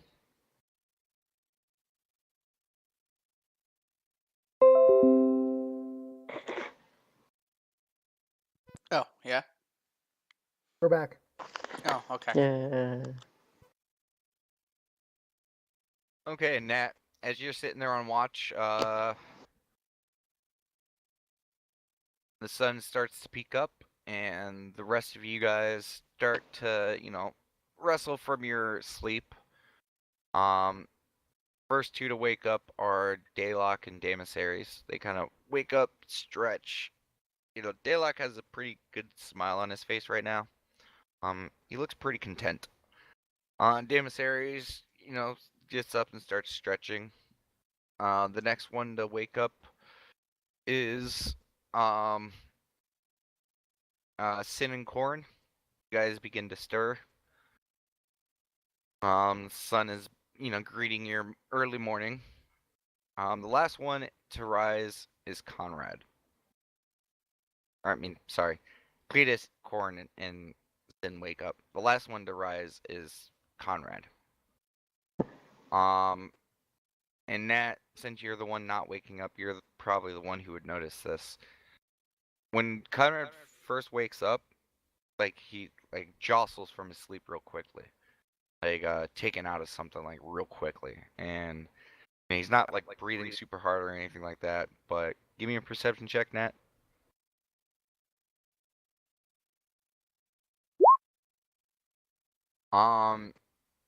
See sadness on his face, and you see a single tear rolling down the side of his face.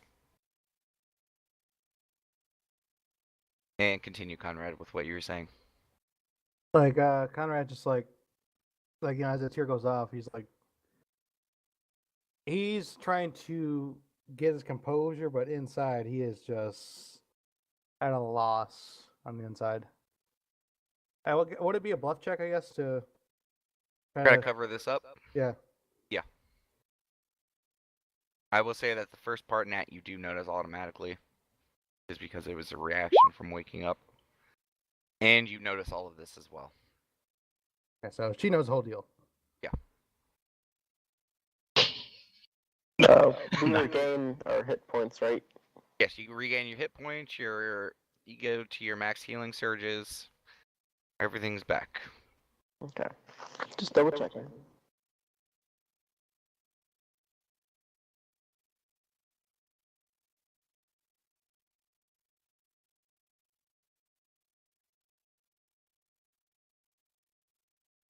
And Nat says, "Hey Conrad, you alright?"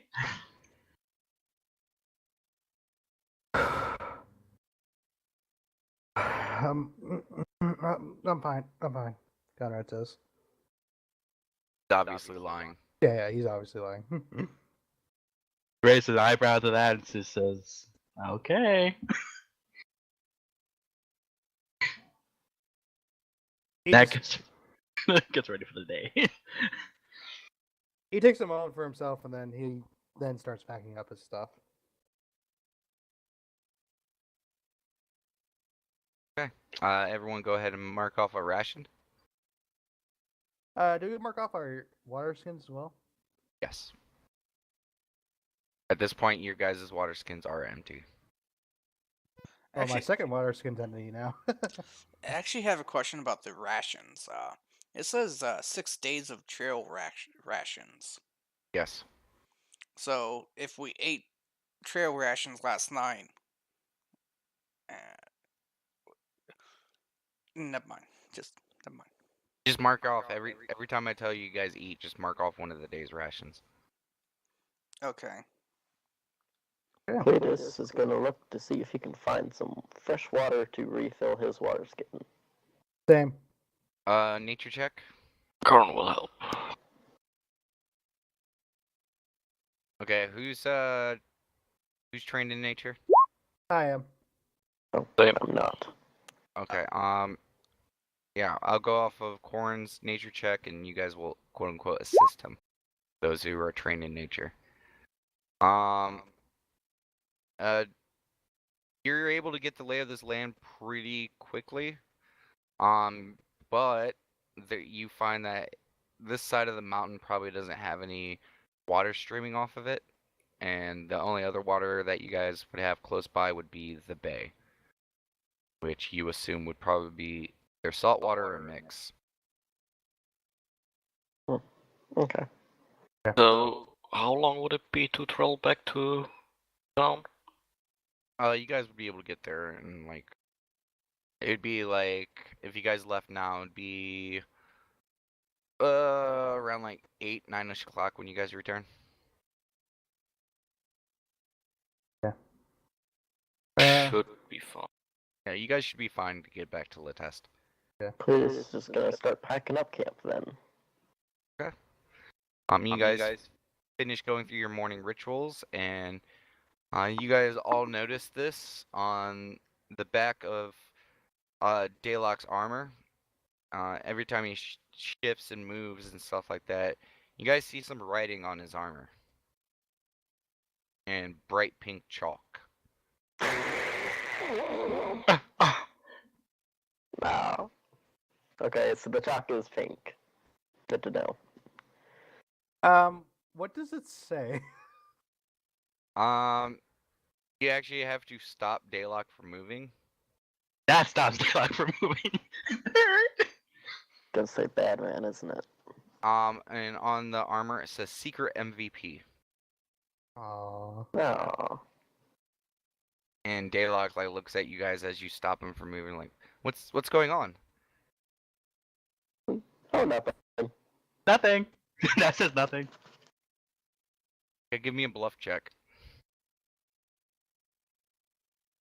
Yeah, I think you guys won. Yeah, you guys both beat him. I mean, it's kind of close to Cletus, so I'm gonna look at you, Cletus, and be like, well, if that's, well, okay, if you say it's nothing, it must be nothing. Some slight distrust from what Cletus said, but he believes Nat.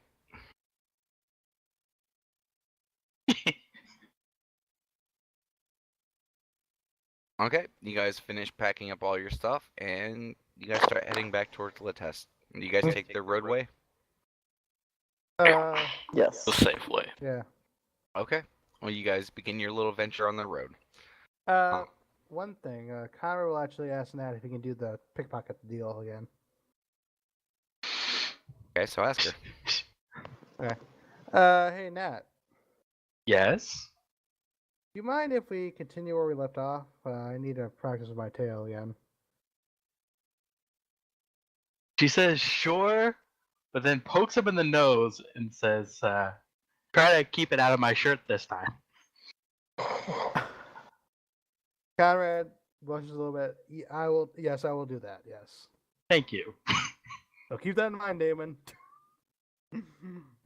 Okay, I mean, it's all up to your checks. Give me 8 sleight of hand checks or thievery checks. Wait, sleight of hand. What? Thievery. I corrected myself.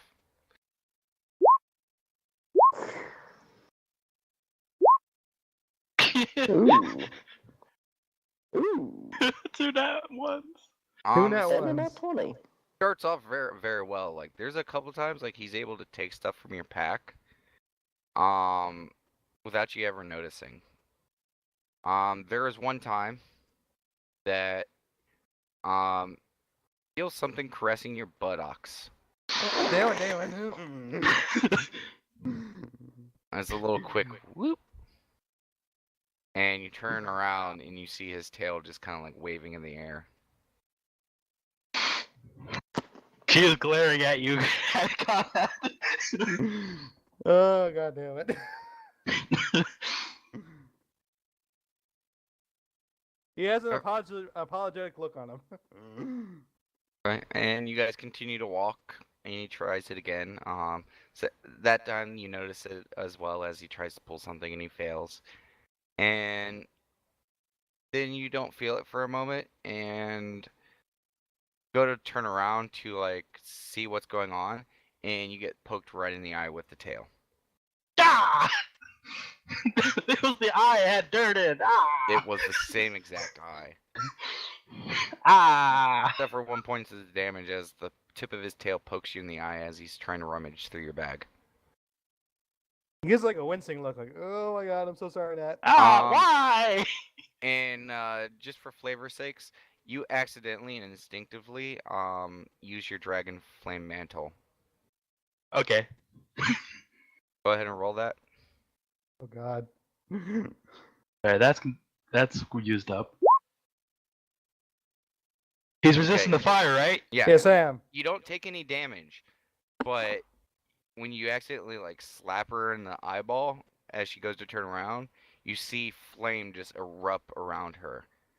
She was Well, pretty pissed. my fire spells pierce fire resistance, right? It pierces Oh, yes, it does. Yeah, and it adds an totally additional forgot. 5 Yeah. damage. So Yeah, he takes so- 10. Wait, what? Well, it.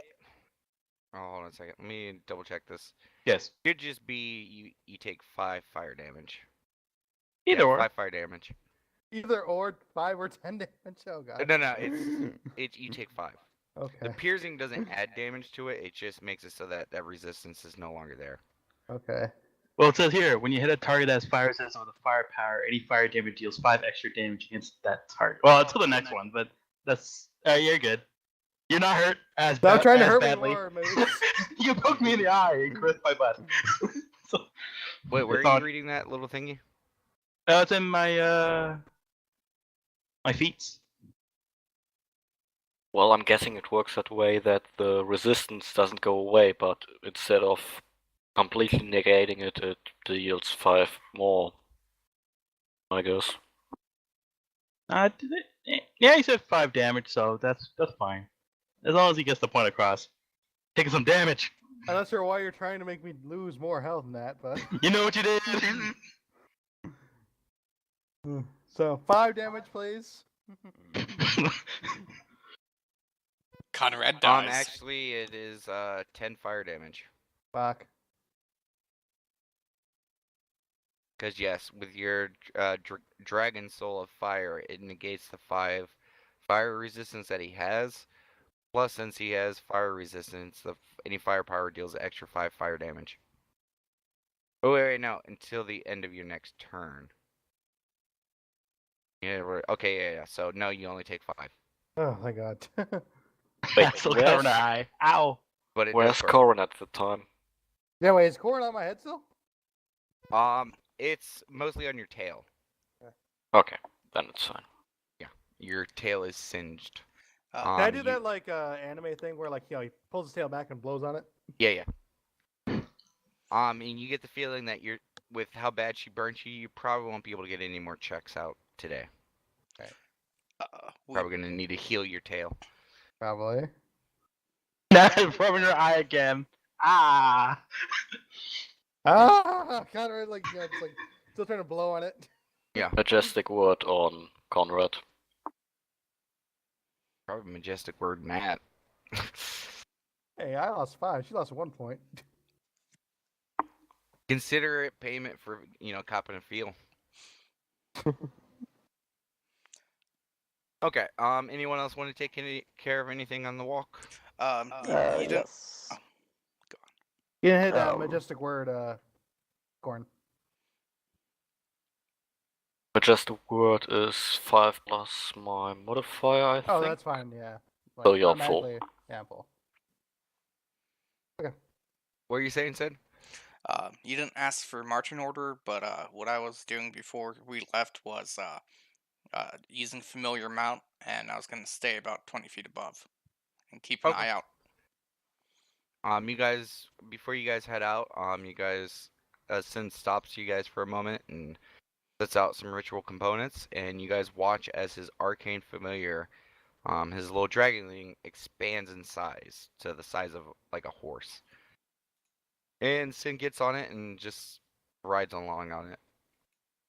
Did you want to read your book on the way there? Yeah, yeah. Okay. Go ahead and go through here. As you get close towards Latest, you finish your book. I still wanted to do something. No problem. This is the funness of having multiple things run at once. Yeah. So your stat increase is now already in place, Sin. And go ahead and mark that the magic of the book has been dispelled. Okay, cool.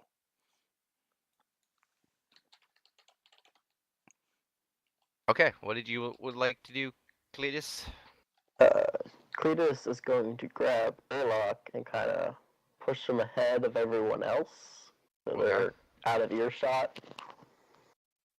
And so he goes, "Hey, Daylock, your owl, it can only go to Raylon, correct? Or can it go to other people?" I mean, it can go to other people, but it needs to know where to go. So, and you have to send it, or could you like? If, Well, if I need to send something, can I send something with your owl? Well, I'm sorry, Sir Cletus, but I would have to know where it's being sent to know where to send it. The owl follows my command. Okay. That's all I wanted to know. Thank you. Nods, and as you go to like walk away, he's like, Sir Cletus, are you all right? Yeah, I'm fine. Go ahead and give me a bluff check.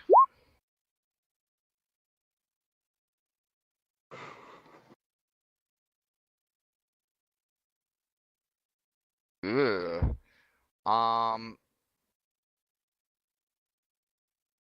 Are you feeling what you said you were feeling? I am not fine, no. Okay. Daylock looks towards you and he puts a hand on your shoulder Mm. and he says, Sir Cletus, what happened back at the temple? I'm not sure you experienced what I experienced, but in those final moments, all I could think of was you, and he looks back towards the party, and he says, and everyone else, I thought of the Platinum Band, I thought of the fear of failing you guys, I thought of the fear of dying and everything, and it all went away. And he smiles and grabs his holy symbol, and he says, and I saw him.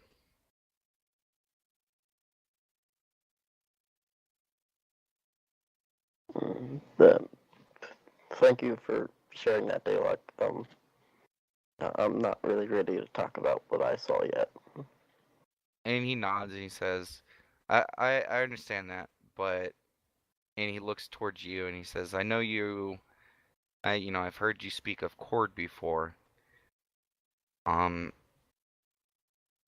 is a part of the gods' realm. I did find some solace in my worship of Bahamut, and what I saw when I went to the other side, and he quiets for a second, says, maybe what would help if you, when we got back to Latest, you prayed to Cord. Thank you, Daylock. And he nods and smiles.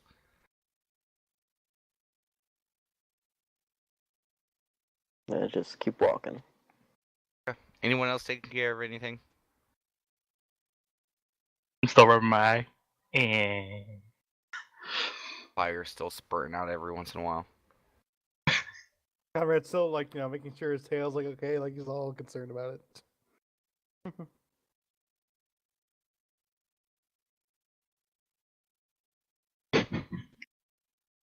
but otherwise, I'm good. Yeah, I'm good too for now.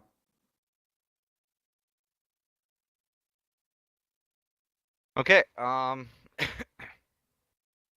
as you guys make your way towards Latest, you guys make pretty good time. Around like 7-ish, when you guys arrived. Then give me a perception check.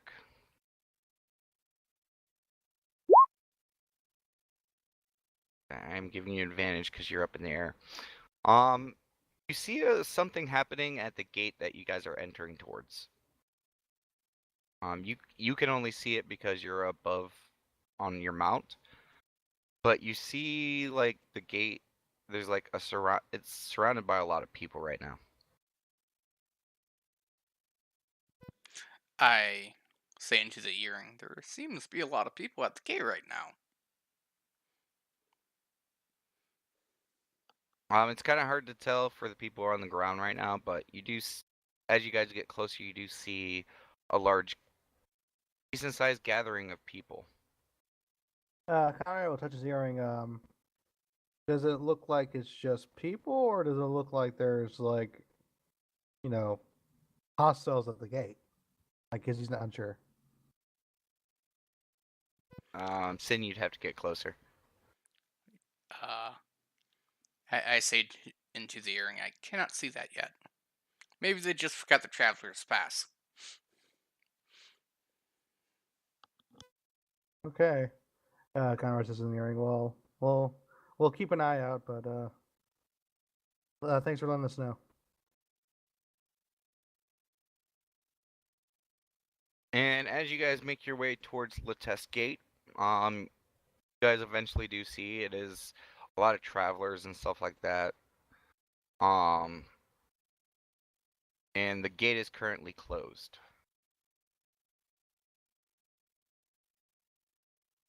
And as you guys get closer and closer, you guys, it just seems like a lot of, I mean, does seem to be a lot of guards at this point of the gate. But it's a lot of just people, farmers, travelers, merchants, things like that. They look like they're being closed up from entering right now. And the part of the road in front of the gate is being completely blocked off by guards. Now, There's an opening made. can I do a perception check to see if they are like holding up passes, or that they're just like regular people? They're regular people. It looks like they're just waiting. You could talk to someone.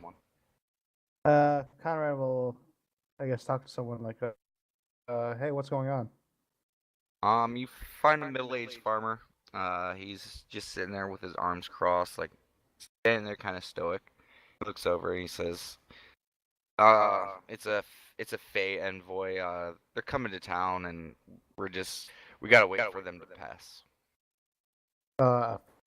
Hey, what? An FA envoy? A Fey envoy. And he like points towards the forest to the south. And he says, once a year, we tend to get travelers from the inns and stuff like that to, try to keep business deals and stuff going, and they're just raising security while the envoy enters town. But we're still free to enter town, right? Oh, well, once they pass. Okay. Conrad goes to the group and relays that information.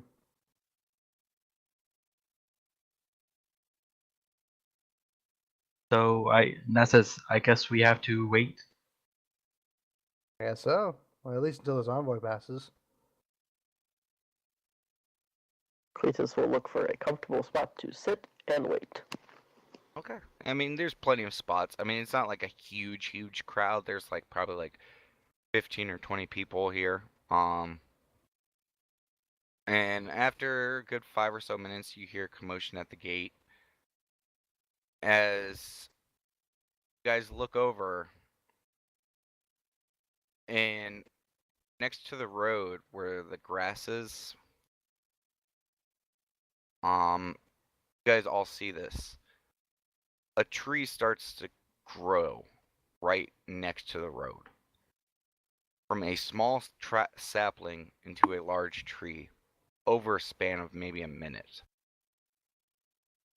And as this is happening, you guys see the gates opening, and you see Captain Welton and a lot of the guards standing there. They're all standing in a formation with Captain Welton right in front as the gates open. And you look over, and the tree, it continues to grow, but the roots start to uplift. And the tree is not really tall, it's really wide. And the roots begin to spread out and start wrapping around themselves to form 4 wheels. And it kind of rips out from the ground. And from the ground you see a procession of people start to walk out of it. They are all wearing either very finely carved wood and leaf armor.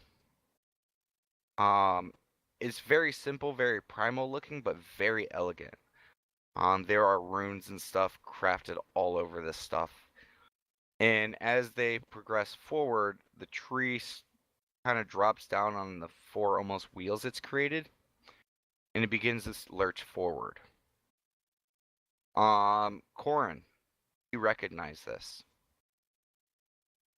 This looks like an Archfey royal procession.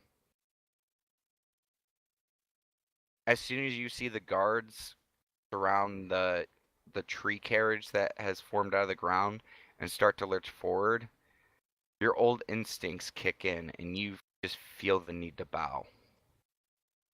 I do so. And you do so. And a lot of the people, you guys see the rest of the party. You see Corn bow towards the carriage, and you see a lot of the other people who are waiting. They actually bow their heads as well. What does everyone do? I bow my head. That's unsure, so she just does what everyone else is doing. Just bows.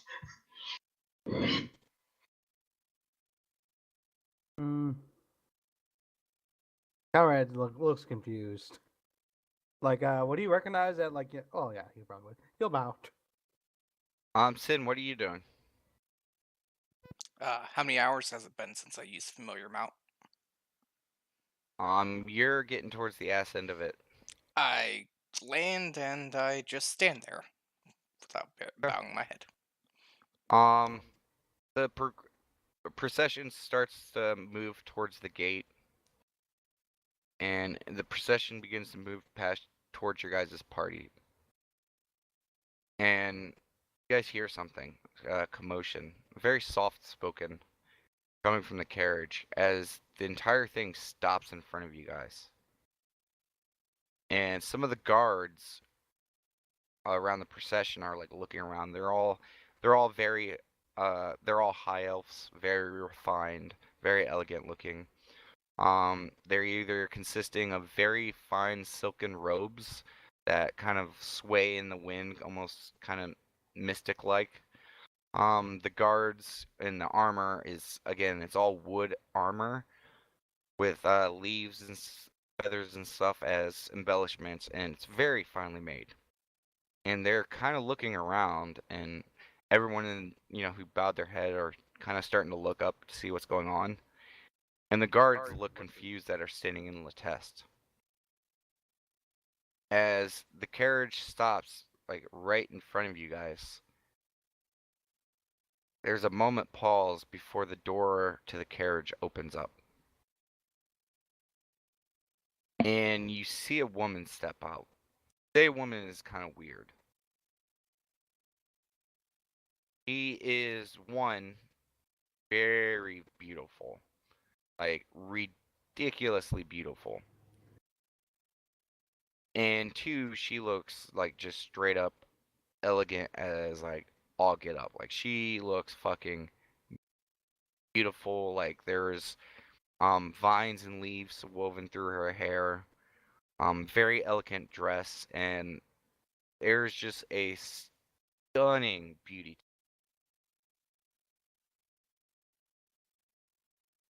Um, and as she steps out, like everyone's gaze who was looking upon her, even you guys within the party, just feel an unnerving will to just want to bow down.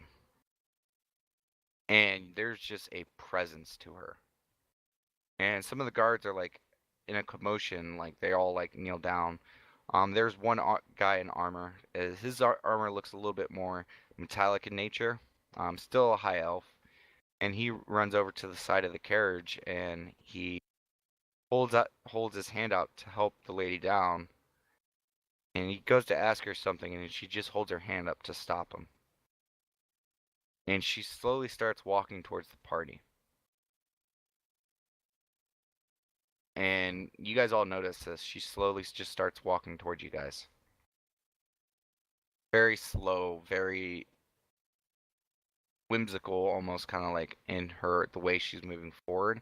It almost doesn't look like she's walking towards you. She looks like she's floating towards you. Corin doesn't move an inch. And she gets a few feet from the party as she slowly brings herself down and kneels. See her kneeling right in front of the party, directly towards the party. She's kneeling towards like in front of us. And as she kneels, the rest of the guards and stuff like that look over, and they all stand up and shift right directly behind her in a formation, and they all bow towards the party. Conrad stands up at this point and is looking confused. Yeah, and that's confused too. Those who are sitting up in confusion and looking around, go ahead and give me a perception check.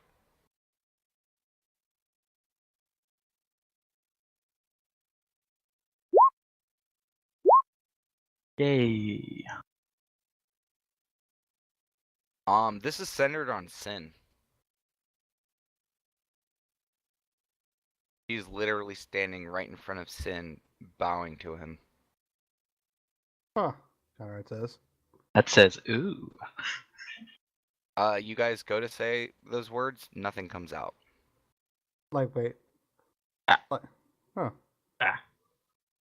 And the air in this area just seems to grow silent for a second. And Sin, you're looking down and just seeing this, and even though you don't really, understand what's going on, you get the feeling that something's not right with the situation. Like something's up. As she lifts up her head, and she never looks at you, Sin. It's almost as if her eyes avoid your gaze. As she slowly goes back towards the carriage, steps inside, and starts progressing towards Leteste. What? And the carriage makes its way into Leteste, and you guys look over, and Captain Welton looks very confused, kind of staring at your group, going like, "What the fuck?" And he just like guides the carriage in, and you guys see it disappear as the guard yells out, saying that they'll start accepting people into Leteste. That was weird, Conrad says. Yeah. Wait, do we hear ourselves now? Yep. Huh. Like he kind of like tests it out, like, hello, and he's like testing different tones of voice, like, okay, I can. You hear it. realize after the fact you wanted to speak. It wasn't anything that stopped your words. You yourself just could not speak. Okay. What was that all about? Yeah, the presence that was there when she stepped out of the carriage is gone. The only one who's not noticing a huge difference right now is Sin. Then you felt kind of unaffected by the whole situation. Yeah. But you are very confused. You I- understand what an archfey is, and you are Probably the most confused out of the entire group. Maybe a little less than Corn is right now. Corn, you are fucking weirded the fuck out. This may be the second time you've ever seen an Archfey, maybe. And you couldn't help but to not feel something. And when you know, out of the corner of your eye, you seeing that, which you can only assume to be, you know, given her nature. Go ahead and give me a nature check, Corin. Yep. I'm only gonna give it to you. Given her very, you know, green nature, with the decoration of her soldiers' armors, the carriage, and stuff like that, you're pretty sure you just saw the Summer Queen. Hey. And you would know the Summer Queen to be basically the top of the food chain for the Archfey. And you just saw her bow towards sin in silence, and it was a very respectful bow, like as one would bow to royalty. You have never heard or seen or tell a story of an Archfey bowing to anything. Yes, that is about what you can muster to say right now. I still don't get it, Matt says. I don't get it either. Let's go into town. I mean, if you Can guys I- would like to do a nature check, you could. I kind of don't do that. That won't.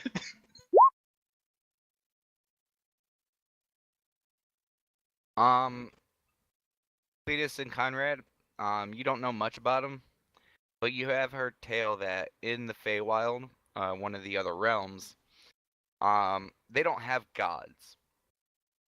What they do have is something referred to as an Archfey. Both of you barely know anything about it, but basically you guys do understand that basically Archfeys are the gods of the Feywild. They are the most powerful beings in their plane. And I mean, even gods don't mess with Archfey. It's just that's how powerful they are.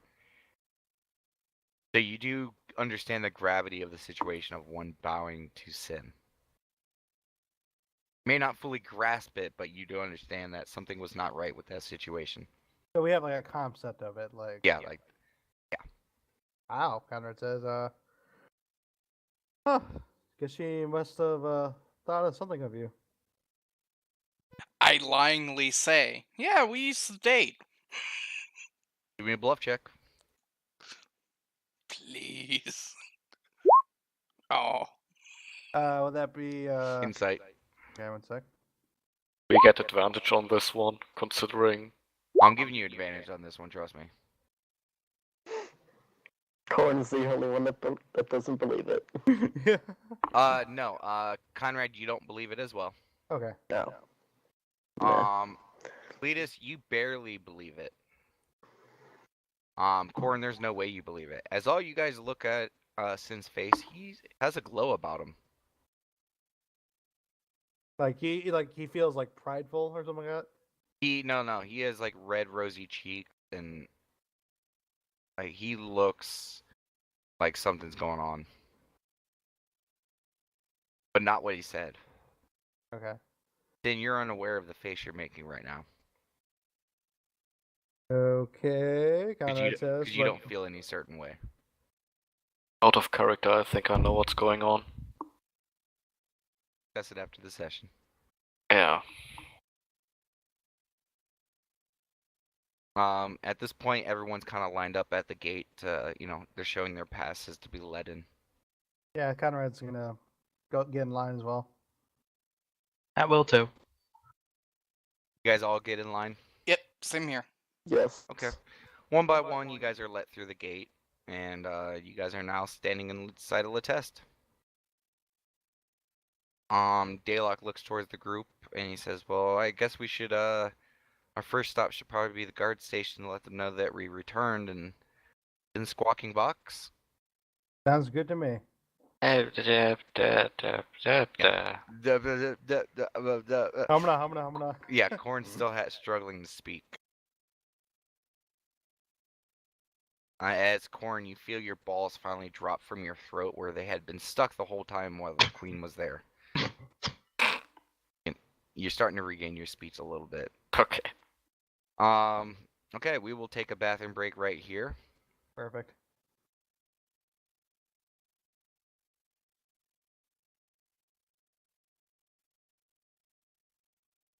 And no, don't stop the stream, Sin. Just let it run. Let it run. Run, baby.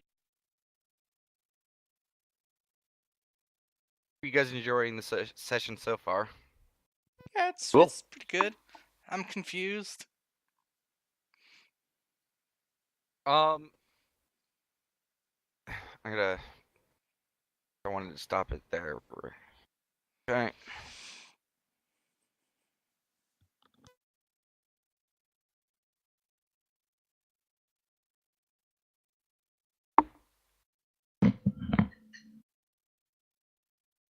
I'm going to stop the recording and restart it though. Okay.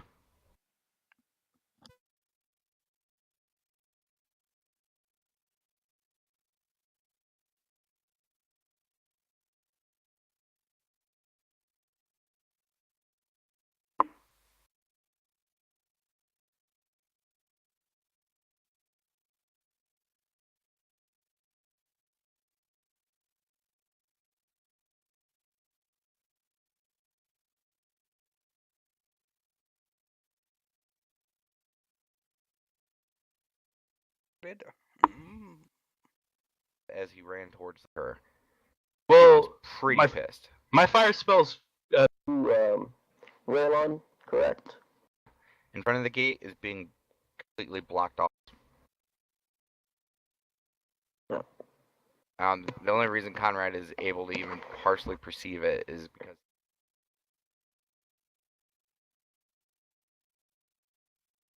Okay, second recording has started.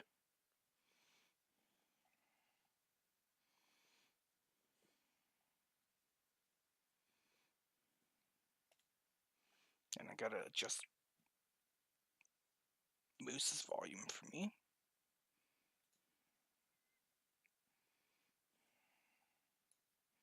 sent you something, Sin. Huh? Sent you something. Oh.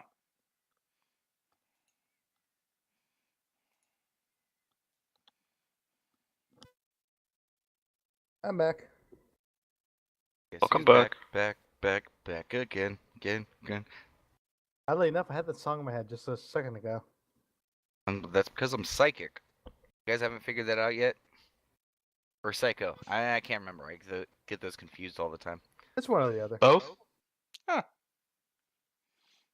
By the way, I imagine Conrad when he was testing his own voice was like Archer. Mop. Yeah. Oh god, I can't wait. The new season's coming out soon. I actually haven't seen like past yeah. detective one, the LA detective one. I got like halfway through the noir one. I think I have like 1 or 2 episodes of that to watch, but I've come to gather that with Archer, like I like for a few episodes to come out before I watch it. So you can kind of binge it. Yeah. Like that's why, because I got my fucking CW TV shows. I stopped watching those till the season finales. And there's a few shows right now that I'm just like, fuck, I can't wait. Hey, wait, you watch the CW network? Yeah, fuck yeah, I do. Any chance you watch The 100? Oh, fuck no. Uh. Sorry, I know the writer who does that show, and he's just a little too predictable for me. I can see that. I like it though. To be honest though, I stopped watching after this bullshit ending. I was like, yeah, no way. No, I stick with like the Arrowverse shows. The Okay. Arrow, The Flash, Supernatural, just because it's a fucking great show. Mm-hmm. I only watched The Flash. I started watching Arrow, and after like the 4th or the 5th season, I'm just like, yeah, I'm tired of Oliver just putting himself down all the time. Yeah, it gets kind of old. I have a feeling that that's what this season's gonna be, though. It's gonna be like the shift. But I mean, I watch it just because yes, Arrow is definitely subpar compared to the Flash, but there's a lot of like tidbits and stuff like that that watching all the shows really helps. Hmm. Like I even like will keep up on Supergirl shit just because they do the crossover episodes. Yeah. Well, Supergirl's on the CW now, so. Oh, and it's gotten. I mean, it's still not like as good as the Flash, but it's gotten better since they changed. Like I Mhm. remember the first like season of Supergirl. That was just It's ugh. bad. It was a garbled mess where like they felt the need to make every villain a super villainess. Like, oh, we got Brainiac, but let's make it a female Brainiac for no fucking Mhm. reason. Oh, that's stupid. Like, oh yeah. But damn it, about my armor. It's a level 2 plus. But I only get the +1 to my AC, right? +2. Okay, so it's this It's the same. regular scale mail is 7, so it'd be 9. Yes. Okay. Actually, so one thing I wanted to ask, And real So- quick though, let me pull this up again, cause is it just AC? AC and endurance. Okay. Yes. So whatever the boost for your armor says, like that's just what it adds. Got it. Okay, yeah, I was, 'cause I was like the confused. enhancement bonus for armor can sometimes be different. Like sometimes. Oh no, your enhancement bonus is to AC. So plus you get so you can go ahead and add a +2 to your endurance checks and your AC.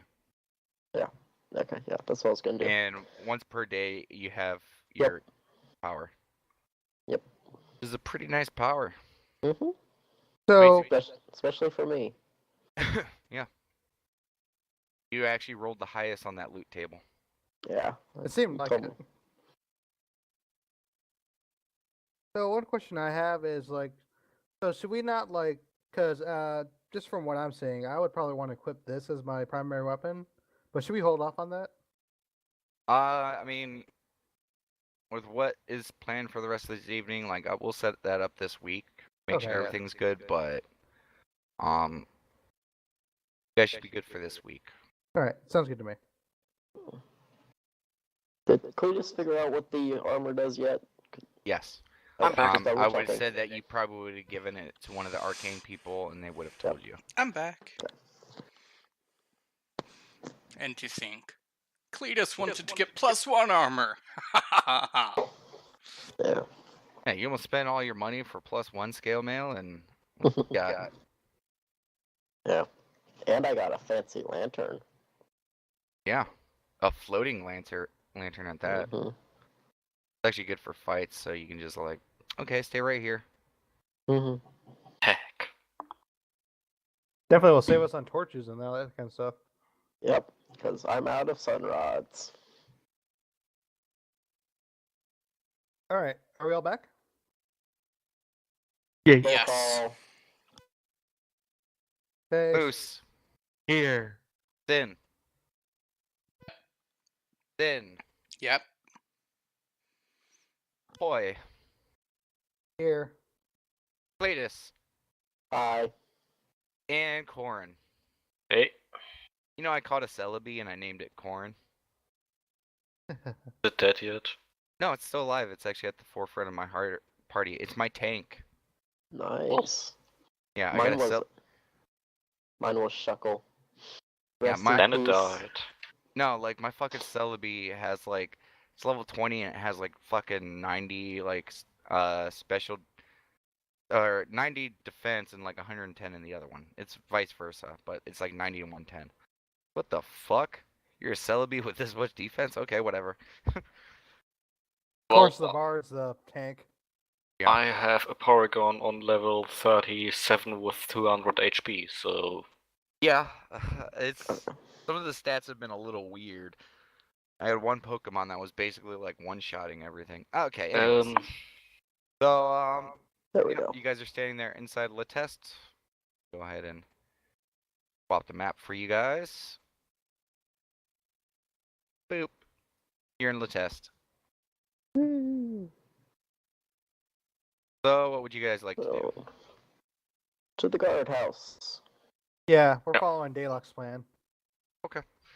You guys make your way over to the guards hold. It's a little hectic right now. There's a lot of people walking, around.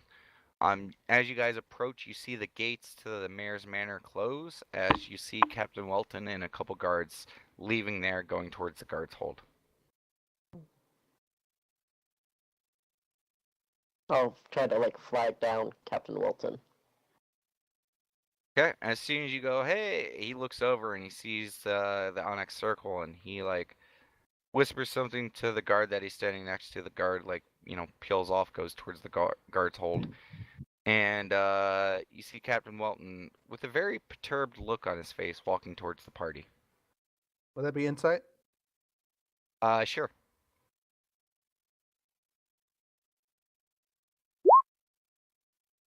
Nope.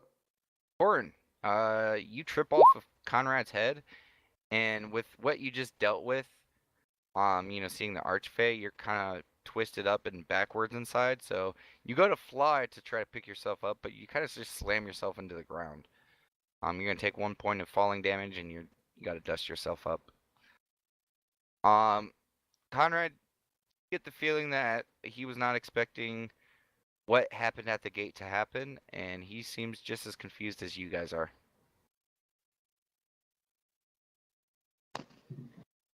He walks up and he says, just who I wanted to talk to. So are any of you guys going to tell me what that was all about at the gate? I have no idea, Conrad says. I don't know either. That says. I try lying to him and say, "Yeah, we used to date." Can you give me a bluff check? Hang on, wait a second. Is he on his dragon still, or is he like walking? He's walking. Carol kind of like not like smack him, but like kind of like like lightly smack him, like like don't. Like no. Yeah, exactly. Okay. Yeah. You see Conrad do that, like a little no. I give him evil eyes. Conrad ignores it. How evil? As evil as I can make them. Give me an intimidation roll. What would I you be to counteract that? You see the gnome staring at you. He's scary for a gnome, but you're not really put off by it. Conrad just ignores it. But Captain Welton looks at you, Sin, and shakes his head. He's like, I was actually hoping for some actual answers. And he said, she seemed to know you. You gonna tell me what that's really about? I honestly have no clue. Need a diplomacy check.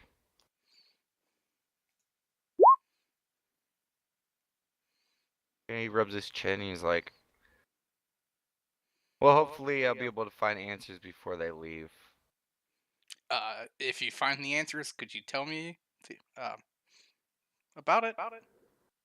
He smiles and gives a light chuckle. Of course. Now how can I help you guys? We completed our quest, Conrad says. Oh, well, sure. Follow me into the office real quick, and let me see. Why don't you guys tell me how things went? He Conrad follows. turns around and starts walking towards the guard's hold. You guys all follow? Yeah. Okay. Yes. Yes. You guys find yourself walking towards the familiar stone building. You guys go through the first entryway, go up the stairs, and right up to his office. He opens the office and walks over to his desk. Gets out some parchment and the quill, and he basically looks towards you guys expectingly. Take it away, Daylock. That says. He looks towards you like, me? Nods her head. Yeah. Well, and Bolton's just kind of staring at Daylock. And after a few seconds, Daylock kind of gathers himself and starts telling him what happened. Goes over everything, and after a good 10 minutes of just saying what happened, Captain Walton's writing notes on different things.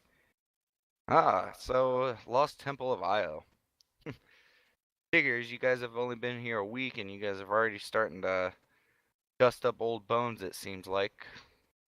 As he kind of chuckles to himself and like gathers the paper that he was writing on. I'm almost scared to see where everything leads you next. We certainly weren't ready for that. That says. He chuckles. He says, "Most people find that they're not ready for Elois, but you guys are alive. That's more than most can say about people they know." So, who exactly was that old guy? Certainly no normal traveler. Well, again, what he gave us was very brief. It's not uncommon for us to have dealings with, traveling clerics and the like. We they tend to do a good job of keeping us informed of the bad things that happen, so we tend to keep, our nose out of their business, but you probably know as much as I do. And upon discussing this, Daylock has a shit-eating grin. I'm not even gonna have you guys roll insight for it. He just has a shit-eating grin on his face. What's up there, look? And he pauses for a moment and looks at you. Oh, nothing. As he just continues to smile. That says I knew he'd be happy. He'd be happy to tell a story. He keeps looking at Captain Welton like. Go ahead and give me insight, Corin.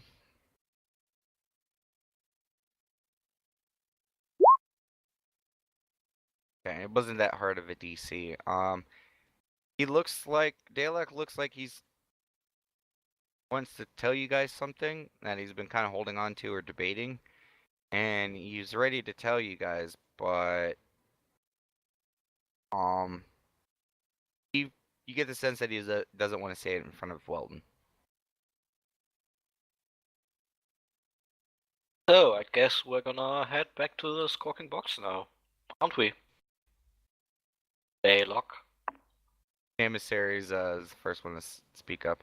Yeah, I'm actually really exhausted after all that. Starts stretching. He's like, he looks towards Captain Walton. He's like, we'll be sure to grab another one of the quests probably tomorrow, or one of the postings tomorrow. Walton kind of chuckles to himself. He's like, well, be sure you do. I mean, you guys are providing the most progress out of any group who's helping out in Latest.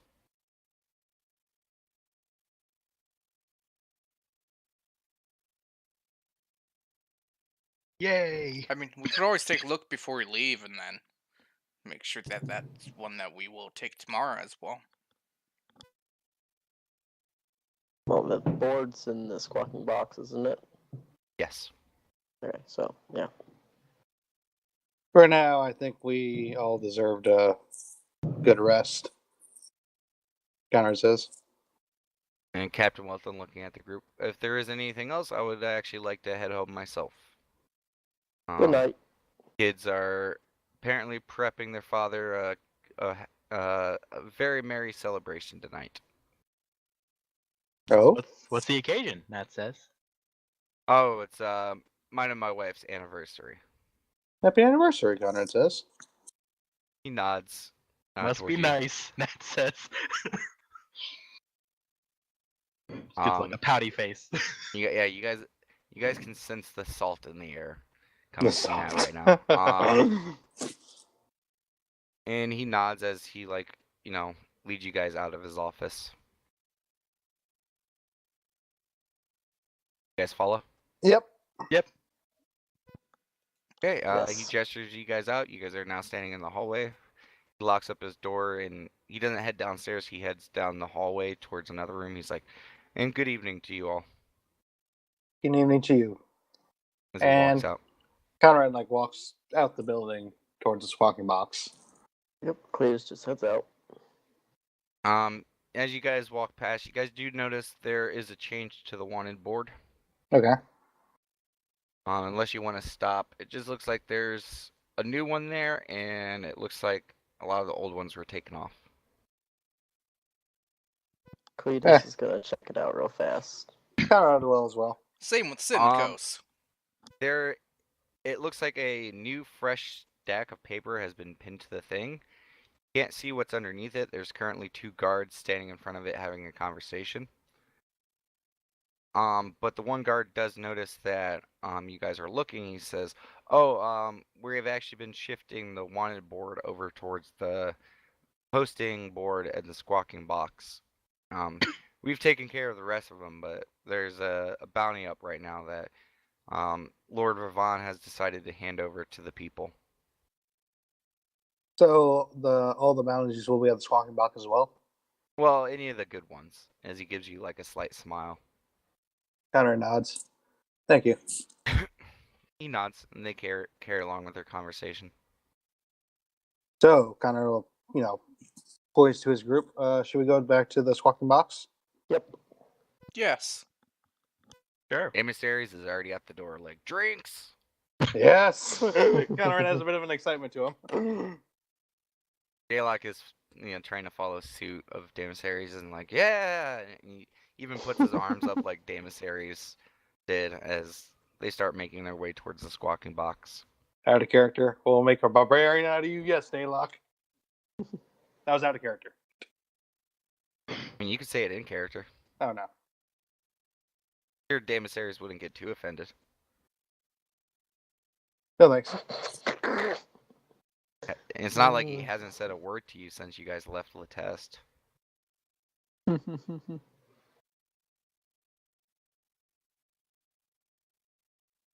As the dawn, or the realization dawns in Conrad's head that, yes, Emissaries has not said a single word to him. Oh, yeah, that's right. Yeah, he's mad at you. I saved his life twice. Still a little pissy. Yeah. You have a feeling that battle wounds and scars don't hurt him as much as other things do. Sticks and stones don't break his bones, but words do hurt. Yep. Well, sticks and stones will still break his bone, but he don't care. Yeah, he don't care. He'll just rage through it. You guys make your way over to the squawking box, and it's a pretty average night. There's 5 or 6 people in here. As soon as Daylock gets close towards the door, he actually lets his owl go, and it flies off. But you guys make your way into the squawking box. There it goes. So what's everyone doing? Yeah. Conrad's going to the bar. Okay. Emissaries beelines it for the bar. Daylock is in short tail. Yep, get something to eat.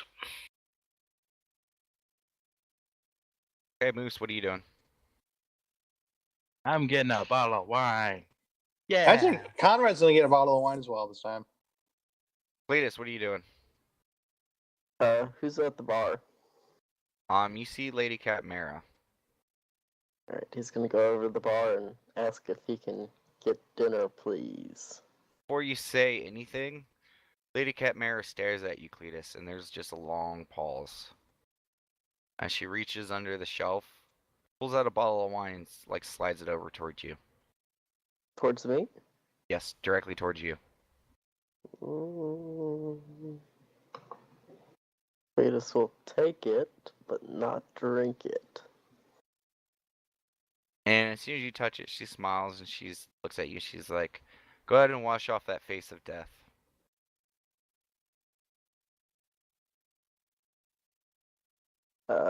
Thanks, I could. She's smiling at you. You can't help but to feel slightly cheered up, even though you're scared of her. When Lady Cat Mara smiles, it just fills you with joy. Okay. And Can I ask her for food, please? She's like, dinner all around?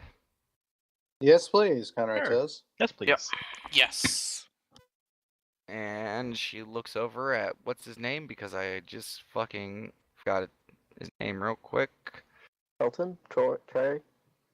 She looks over at Felden and is like, yells at him, "Hey, get off your lazy bum and get this fine group some dinner."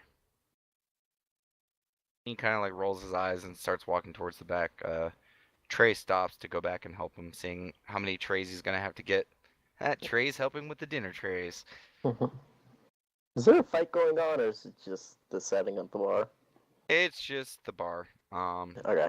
It's kind of midweek, so nothing too crazy going on. A lot of Sunday. yeah. During the week time, it's usually just miners, some farmers, and stuff like that, just enjoying a evening nip before getting some rest till the next day's work. Mm-hmm.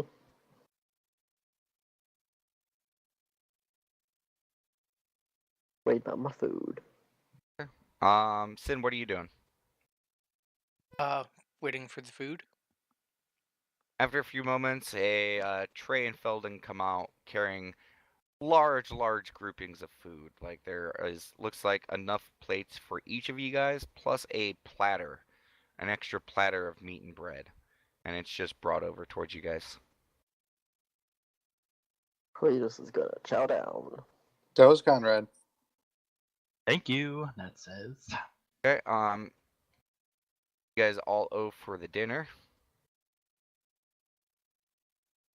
which Daylock happily pays for. Okay.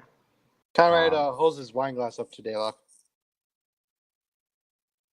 Like it's cheers, thanks. Daemissary is never one to, duck out of a cheer. Quickly, wipes the, greasy meat and stuff from his face. There's still, a piece from his ear. Like, he was downing his food already. Like, he was famished. But he, wipes away everything and he holds up his bottle of wine. Cletus will tip Lady Catmera, Felden, and Trey 1 gold each. She winks at you as you go to take the gold over, and Catmera snipes all 3 pieces. Like in a flash, they're just all gone. I was Gives gonna you a wink. flick one to each of them, or flip one. Oh, do you do so? That's what I wanted to do, yes. Okay. Give me a dex check. 3 coins. 3 dex checks, or just Yeah, one? I'll just have you do 1. Okay. You go to flick them at Lady Catmera first, then Felden, then Trey, and Lady Catmera catches her. And a flash moves over, catches Felden's, and then a flash moves over and catches Trey's. And she smiles and winks at you, and she says, "Oh, you're so kind to me." Trey and Felden do not seem bothered by this. It's taking all my money.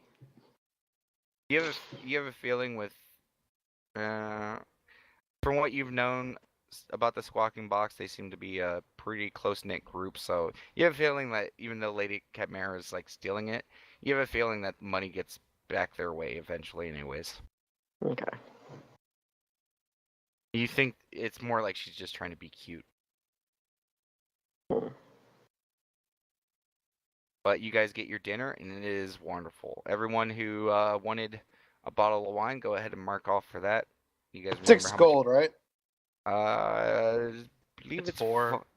4? Okay. I thought it was 5. I think it's 5. 5 or 4. I 5 or 4. got 5 or mine 4. for free, though. Yeah, it's 5 gold. Okay, 5 gold. I like that. I think it's 6. I think it's 4. I think it's 5. I think it's Well, 500. Well, it's actually 3, so Nope, I pulled it up. It's definitely 5. But you guys get a delicious meal, and the meat and bread tray that they brought out extra for you guys. Just more of the same meat that you have on. It's assortment. There's some duck in here. There's a little bit of chicken. There's beef flanks in here, a couple beef steaks, pork belly, things like that. It's just a whole crazy assortment of meats, and it's beautifully cooked and just ready to go. Delicious, very hearty dinner.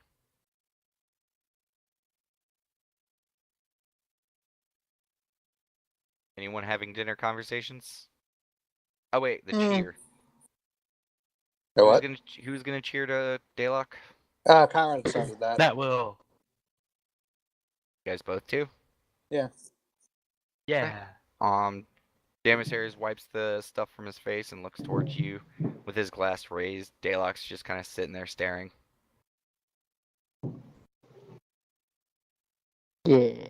So actually, Conrad will actually because like we're in the cheers motion, we haven't actually finished it, right? Yeah, you guys haven't done anything. You guys are just Yeah, raising your glasses. So Conrad will say, "Here's to the honest circle and to our bravest member," and he'll look at the Daylock. Daylock blushes. Does he still got VIP written on the back of his armor? Yes, he does. Gonna take some rain to get that off, and he's unaware that it's there. So Wait, I thought it won't- Janissaries had the. Only one person can remove it. He That's can't. true. yeah. Only 1 week, or Con removes it. Oh yeah, forgot magical chalk. Yeah, so it just says in giant pink lettering in common, you're MVP on the back of his jacket. And as he turns around, Cat Mara notices it and smiles. So cheer. You're just gonna sit there and raise your glasses. Well, no, I said my speech. I was sorry, I meant for Nat since that he was gonna do something, or are you just continuing with that cheer? Nat says she's glad to have him here. He continues to blush as all the glasses clink and clang, and everyone downs their drink. Do you drink from yours? Nope. Janissaries stares at you with your bottle, and he's like, "Aren't you gonna join in?" Nope. He's like, "Are you sure?" As you see drool coming down the side of his face as he's staring at the bottle you have. Nat's staring at the bottle Yep. too. Like, you do know what that is, right? Nope. Are you gonna drink that, Cletus? Well, Nah. Yeah, Janissaries goes to wipe the drool from his mouth. He's like, "That's some really good wine right there." Like, my old master had a bottle, and I had it once, and that was it. Okay, so it's not just a bottle of fine wine. Oh no, this is a bottle of very fine wine. I'm not gonna drink it. Janissaries looks super disappointed, like little kid, like just pouting right now. Out of let it character. Cletus will say, "I'm gonna save it for a special occasion." Janissaries looks up. He's like, "You just died. Like, that is a special occasion." I mean, he looks around. He's like, "Do we really want more special occasions like that?" No. But And and he slams his fist down. He's like, "Then now's a good time to drink it."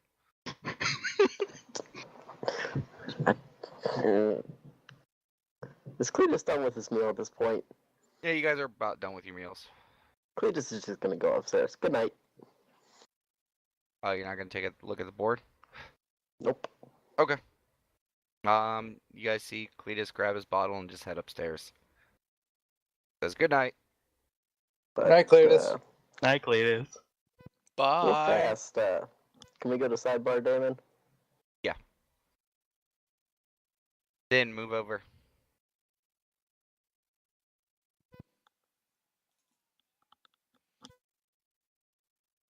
Okay. I'll put you when we're done, Sin. Okay, what do you need? He's not going to the second floor. He's going to the third floor. Okay. As you make your way up there, you only see 2 doors open. Okay. Is there someone to greet me, or? Yes, you see Tyriok there.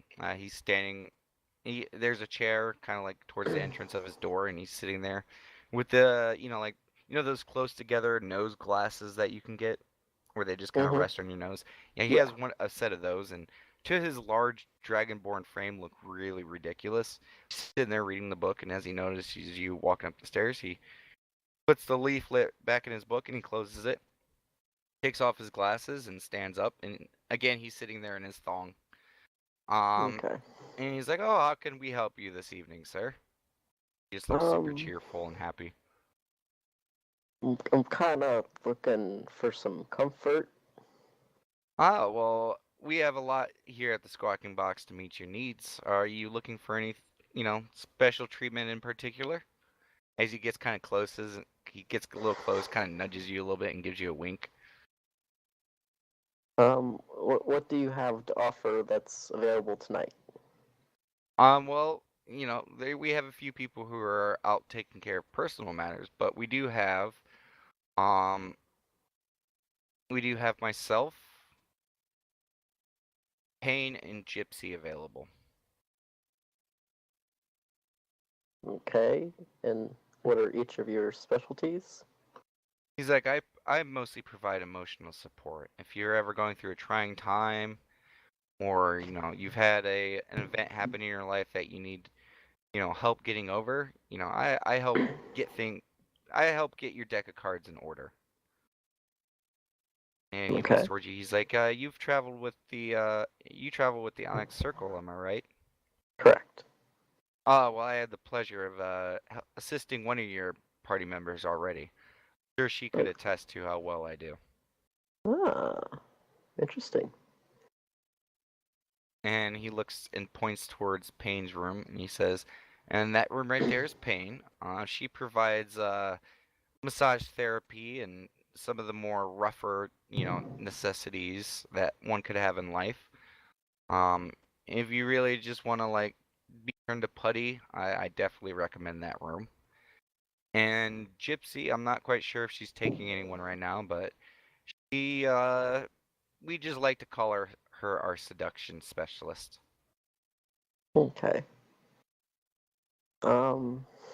What's the prices for you and Payne? Well, me, I mean, depending on what you want to do for the evening, and kind of looks you over real quick.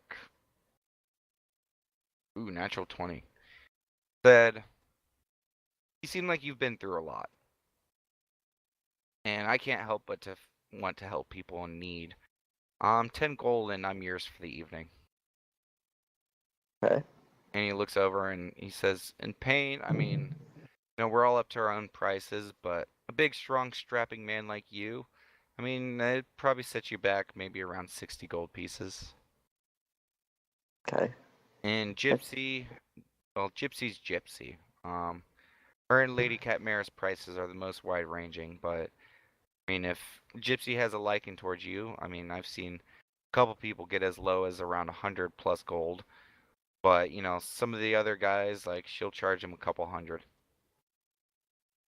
Okay. I think I'll go with you, Tyriok.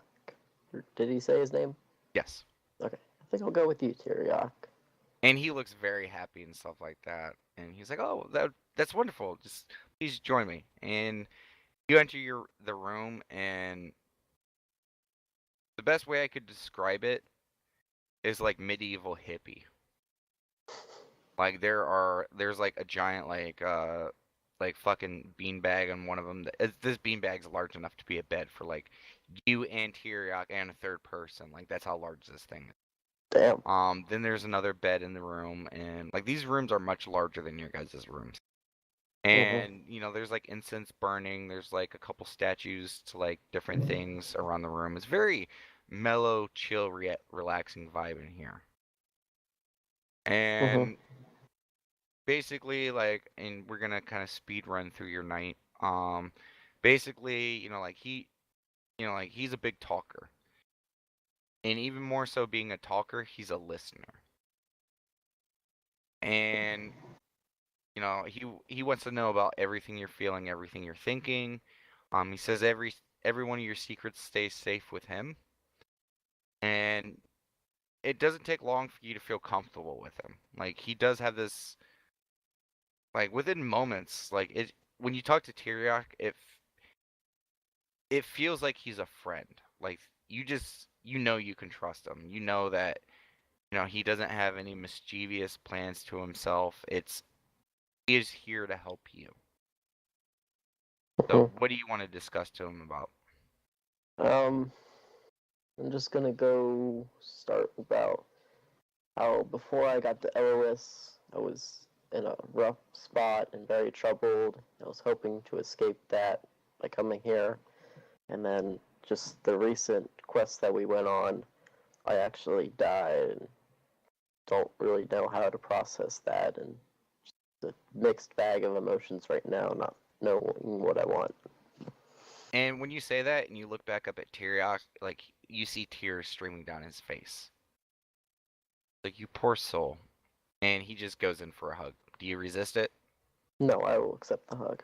And it is a very deep, friendly hug. Like you feel it. Like this is like, and given Tyriok's size and you being a Minotaur, like when you hug most people, it's like little dainty hugs. Like he's a large dragonborn, so when he hugs you, like it's almost reminiscent of like back when you were a child and like something bad would happen and your father would console you.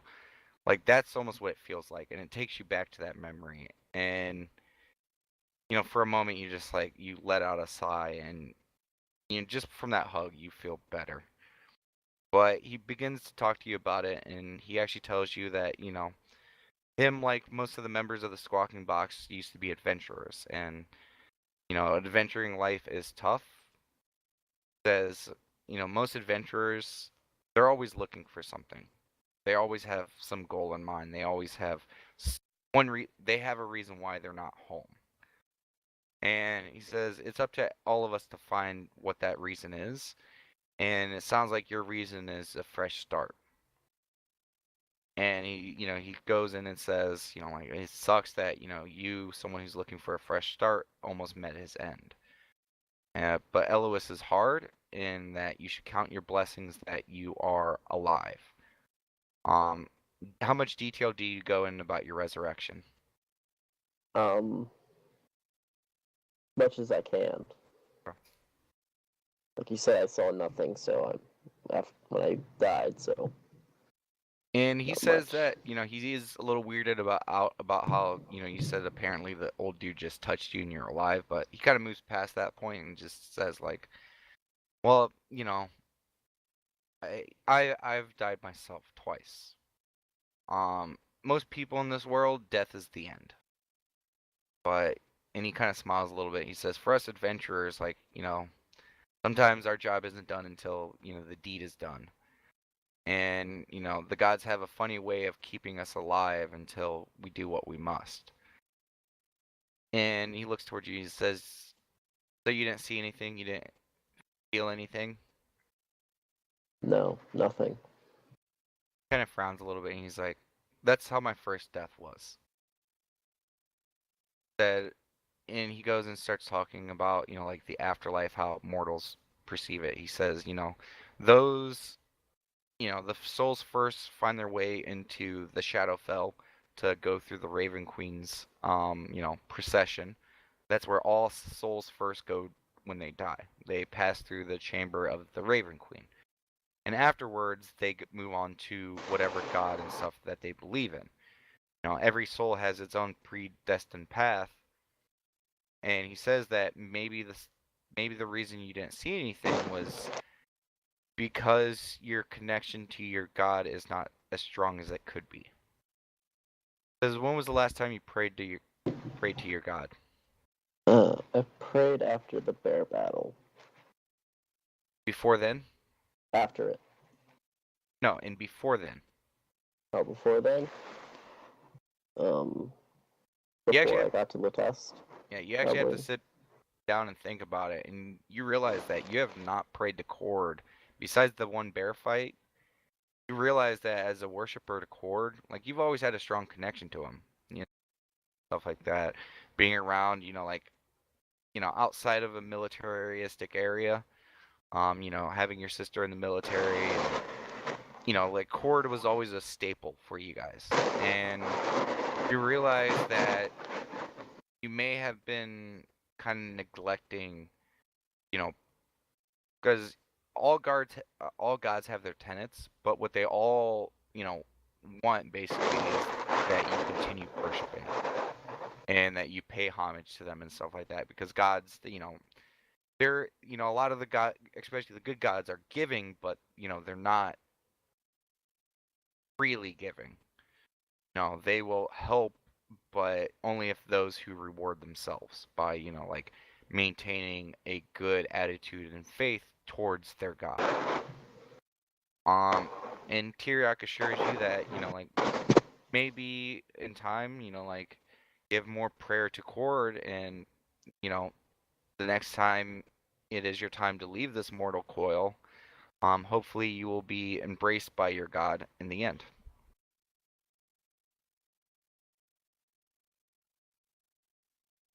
I'll put a lot of thought into that. Was that? I said, Cletus will put a lot of thought into that.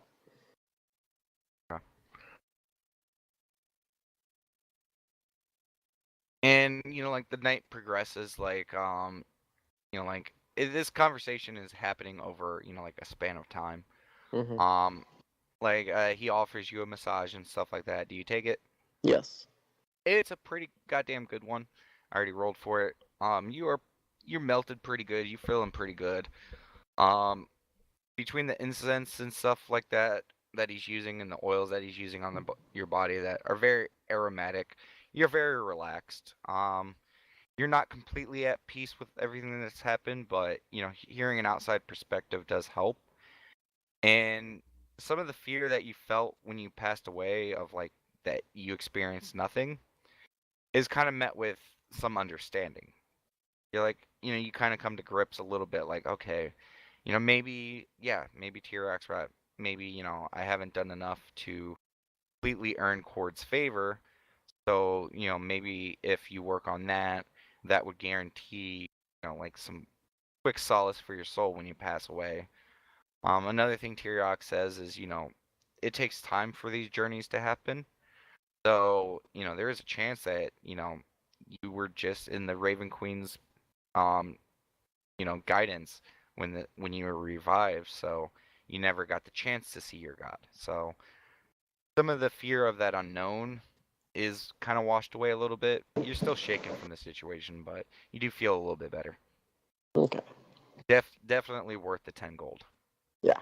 Between the Definitely. massage and everything else, and he acts like, like with what I said to Nat, like he is basically like, for her, it was like the best friend you could ever have. For you, it's like he's just a really good friend. Like you have a feeling like you could talk to Tirok about anything, and he would just cheer you up. Um, but like throughout the night, like he does do a few things to cheer you up. Like he does bring in food at one point, to like sit down and like just have like a snack with him. It's basically like a thin cut toasted bread with like cheeses and meats. Um, you actually see Trey bring it up to your room for you guys. And he also has wine and stuff like that, and a few other drinks. Do you drink the wine? No. But I mean, between the food, the massage, and stuff like that, you're pretty cheered up. This goes on for a good, I want to say like 3 or so hours. You're starting to feel tired. Tyriok does offer his beanbag of love, which he does refer to it as his beanbag of love. It does look very comfy, so you could choose to rest in this room for the evening or head back to your own. I'll rest in here.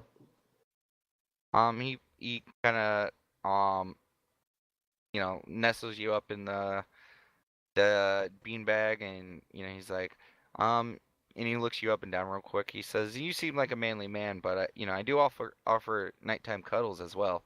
As he's like kind of grinning. Mm, And he looks at you kind of hesitant, like, because you're a little hesitant. He's like, it's nothing about your sexuality. It's, and he assures you, he's like, sometimes people just like to feel embraced when they sleep. I will accept the nighttime cuddles. And, being a, hard scale dragonborn, he's surprisingly comfy. You're not quite sure if it's, the little fluff that he has around his midsection or what, but he's comfy. And, there's a little bit of heat given off by a dragonborn, so, like, you find yourself nodding off to sleep pretty quickly. Okay. And it is a good restful sleep. Like, it is a deep one. Yeah. Okay. And back to the other room. Well, that could just They're back. Let's stop talking about Cletus. Yeah, also really need to stop making those jokes. I'm back. That's like totally racist. Um, yeah, I play D&D with a whole bunch of racists. You've heard it now, internet. God, I wish we had a whole big, huge fan base of like, okay, Art, draw it. Or I'm being racist. Oh, that'd be so great. Anyways, so you guys watch as Cletus goes up the stairs and disappears. You guys at this point have finished eating. You guys are probably drinking. Is everyone drinking? Conrad is definitely. I am. I'm not. Okay. Corin? Corin isn't drinking, just Okay. normal water. Daemis and Dalek are definitely drinking. Dalek had one drink and Daemis is just not letting him stop. You guys are, those who are drinking are probably one drink in by this point. Not drunk or anything. You're feeling a little warm at this point. As Daemis and Dalek are now on their second drink, finishing it. Daemis looks over towards the board and looks over at Conrad, and just narrows his eyes. Conrad looks to Demosaurus with an inquisitive look. Well, you saw him look at the posting board and then look back at you. Okay. Conrad will say, that can wait for another time. He's like, but I just wanted to look. Fine, I can someone read else it to help you. me. Like, I can read it to you if you want. And he's like, are you gonna wave it in my face again? Not at all. And he smiles a little bit, and he's like, and Daylock, who's 2 drinks for him is a lot more than 2 drinks for Daemis, and he's Of like, course. yeah, let's go get us another job. And he like slouches up and like tries to walk towards the board. I go over Conrad's as actually well. Conrad's bringing his bottle of wine too. He's not. Daemis is bringing both his bottle of wine and Daylock's bottle of wine. What'd you say, Sin? I go over as well. Okay. Nat, you see as your whole group stands up and starts walking towards the board. Okay. Corin, do you stay? Corin will stay. Nat, you staying? Yep. Sorry. Conrad and Sin, you guys walk over to the board. Alright, let me pull up the board real quick.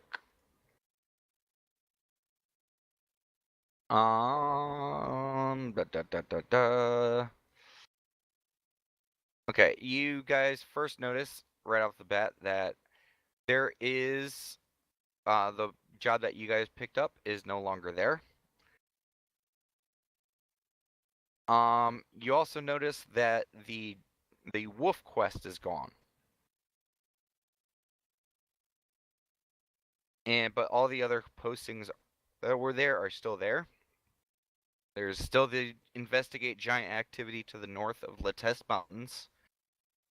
There is the locate alchemist Sir Frumpt. There's also the missing farmers. And the hunt beasts in West Forest. There is an addendum on it, and below it says that most of the forest to the west of Latest is now to be avoided, as whatever has claimed the woods has spread its territory. And that's all of it? Yep, and there's also a nice, fresh, clean wanted poster that's sitting there. So Conrad will relay all that information like out loud, like in complete detail. And Okay. then he'll look into the freshly painted wanted poster. What does it say? Well, it's a parchment. But, it is a wanted poster with, it is wanted. Flint Kermand of Gel Stream Village, age 24. And below that is a rough sketch of a minotaur. Wanted for the murder of Jeff Hester, by the Empire of Kalroth. Of a Minotaur? Yeah, it's just a sketch of a Minotaur. The Imperial Army has set a bounty for 10,000 gold, dead or alive. 1,000 gold for information pertaining to his whereabouts, delivery upon confirmation. Damon? Yes. You know what I know, obviously. What will I roll for that? We need an intelligence check.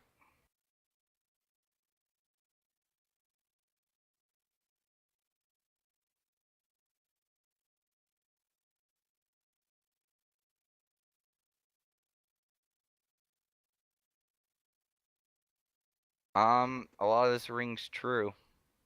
Very Like, familiar. very Like all of okay. it. Fuck. I mean, you don't get the names and stuff like that, but but a lot of the boxes are checked, is what you're saying. yes.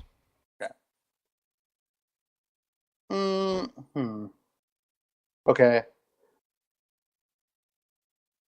Conrad's gonna rip that off, that poster, and put it in his pocket. Okay.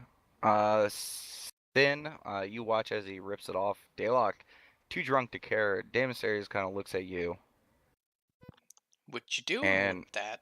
Sin asks. That is none of your concern, Conrad says, and he doesn't look towards you guys, but like he says that like very matter of factly, like that is none of your concern. I feel it is part of my concern because the things are usually go left up there. What was that, Demon? well, go with what he just said real quick. Okay. What did Sin say again? Usually everything's left up there. It's not like you take a quest and it just disappears off the board. I mean, everything's left up there just in case someone actually has better chances at it. Let's Conrad kind of gets pauses at that. I will say that you do understand that Sin is probably the smartest person in the group.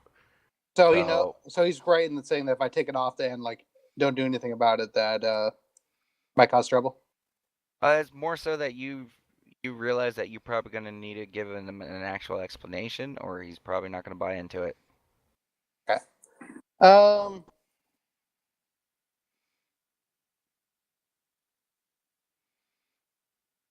This is interesting. Conrad's actually gonna pull Sin away for a second. Okay, and Daemisarius follows immediately behind. Daylock is just kind of sitting there, kind of swaying back and forth, staring at the board. Seeing as Conrad pulled me away, I give Demos Ares 5 gold. And I say, go get you another bottle of wine. He looks at the money, looks at you, looks at Conrad, looks down at the money. He's like, I'm not as stupid as you guys think, but thanks. And he walks back towards the bar. Out of character, great. Now we're both on the shit list. And he pulls Daylock aside or pulls him by the back of his scruff and like pulls him towards the bar. Okay, so let's just say we're in a secluded part of the bar, like kind of like right here or whatever. Yeah, it's not too much of a problem. There's only a few people here. Conrad will whisper. Okay. Guess what? It'd be stealth check. Yes.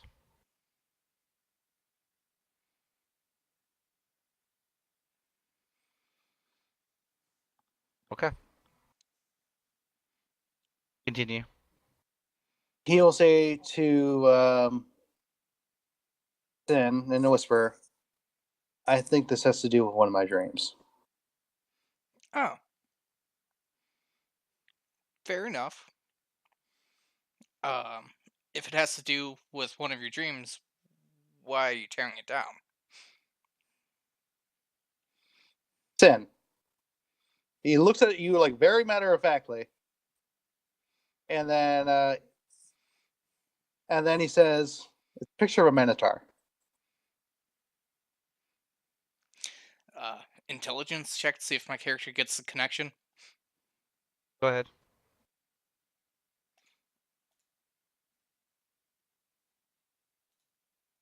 As soon as I've done that thing, I want to do a thing.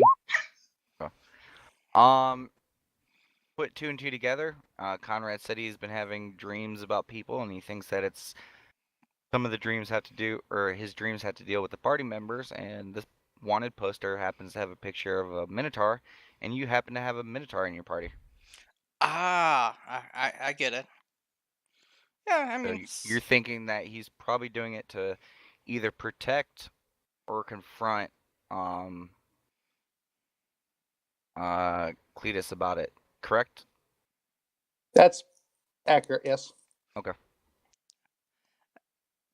I mean, some of us are hiding from stuff. Some people are looking for things. So, I mean, I understand.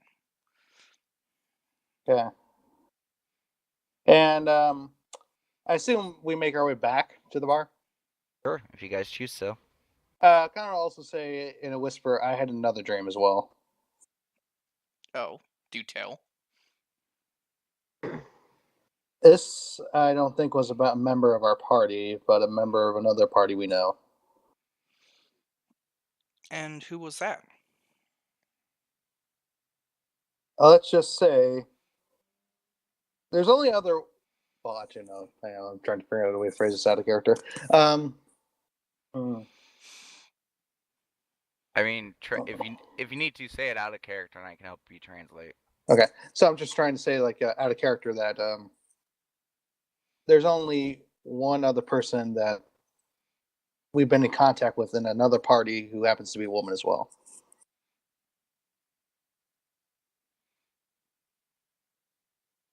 So his I'm trying dream to was hint about a that's- woman, Yeah.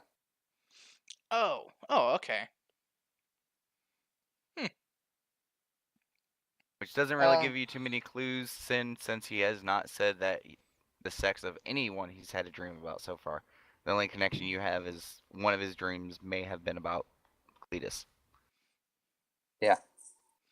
Definitely understand. And with that, Conrad will take a sip from his like wine bottle. He's actually just like kind of facing it a bit at this point. Okay, as you're walking back from the little side thing, you look over and Damas Ares was looking over. You have a feeling he may have been listening in or trying to listen. Would that be inside to see if he actually heard it? You'd have to ask him something first. Okay. Hey, Damas Ares. Like, yeah. Did you, Conrad kind of looks at him with like just kind of a straight face. Notice anything? Yeah, if you're asking if I heard what you guys were talking about, I did. Okay. And you understand what I'm trying to do, yes? Oh, I understand. I just think that, if this is going to be a thing, you might want to come clean. I do. And he looks towards Sin. Looks towards you. He's like, looks back towards Sin. He's like, I don't mind, if we keep certain bits of information from other ears. And he stares at Sin as he stares at your right arm, Sin. But, if it's going to be dealing with, the people we got to fight and he looks towards Daylock and die for, we should be open with each other. I agree. This is something I was planning on telling you guys tonight. And at this point, he's actually he has turned from like that kind of like subtle whisper to like just announcing it to the people in the party. Okay. Important that you guys can hear this part too. If you guys don't mind like coming to my room? You guys can bring your drinks or whatever, but there's something I want to talk to all you guys about.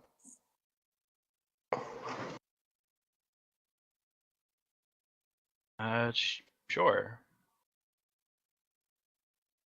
Okay, so Connor, first of all, like while they're saying their things, he's gonna order another bottle. Damas Ares finished chugging his second one, And he orders a third one, and he looks over. He's like, 4 or 2, and he looks over and sees Daylock is passed out. He's like, never mind, just 1. 4, 2, then just 1. Well, Okay. I accidentally said 4 because that was his total for the evening. Okay. Real But quick, Damon, did the rewards change at all? what do you mean? Like the hunting quest or the quest for the farmers, did the rewards Well, change? I mean, you wouldn't know that. I know, but just in general. No, the rewards that are there are still there. Okay. 'Cause last time they changed, so I'm just making sure. I go up to the bar and I order 3 bottles and use Mage Hand to hold the third one. Okay. So that's 15 gold. Yep. Go ahead and everyone mark off the gold for your drinks for the evening, and I did so. yeah. Damasaries picks up Daylock and he says, "So where are we doing this?" First, let's go to my room, and let's see if we can find Cletus too. Like, okay, well, let me just drop Daylock off real quick. Yeah, of course. Connor says. You guys, does everyone follow? Yes. I'll catch up in a bit. Nat, Says. Conrad specifically looks at Nat. You're gonna want to hear this, so come when you can. Will do. He looks very serious.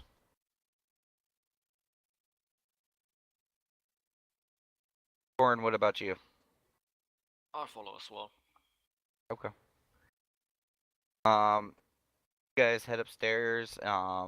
Damasaries knocks on the door at the end. No answer. He opens up the door, takes Daylock inside, throws him on a bed, comes back out. Is Lady Cat Mara manning the bar? She, at this point in the night, she would have just ducked out. Ah, Not okay. too long ago. Dang. Yeah, okay. I go upstairs. As Damasaries drops Daylock off at the bed, you guys hear a little creaking up the stairs as Nat comes up the stairs as well. You guys head over to Cletus's door? Yes, Conrad will actually knock. Knock. No response. Actually, Conrad will do the earring this time, right? And say, Cletus, we need to talk. Come to my room.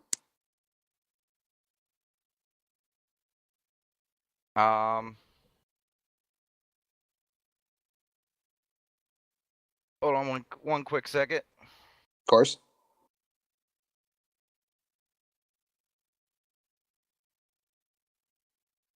Oh, Cletus.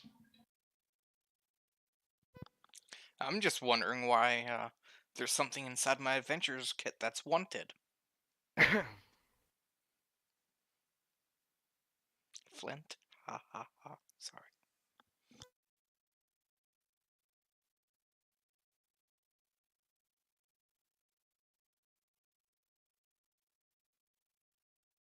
Where did Cletus go?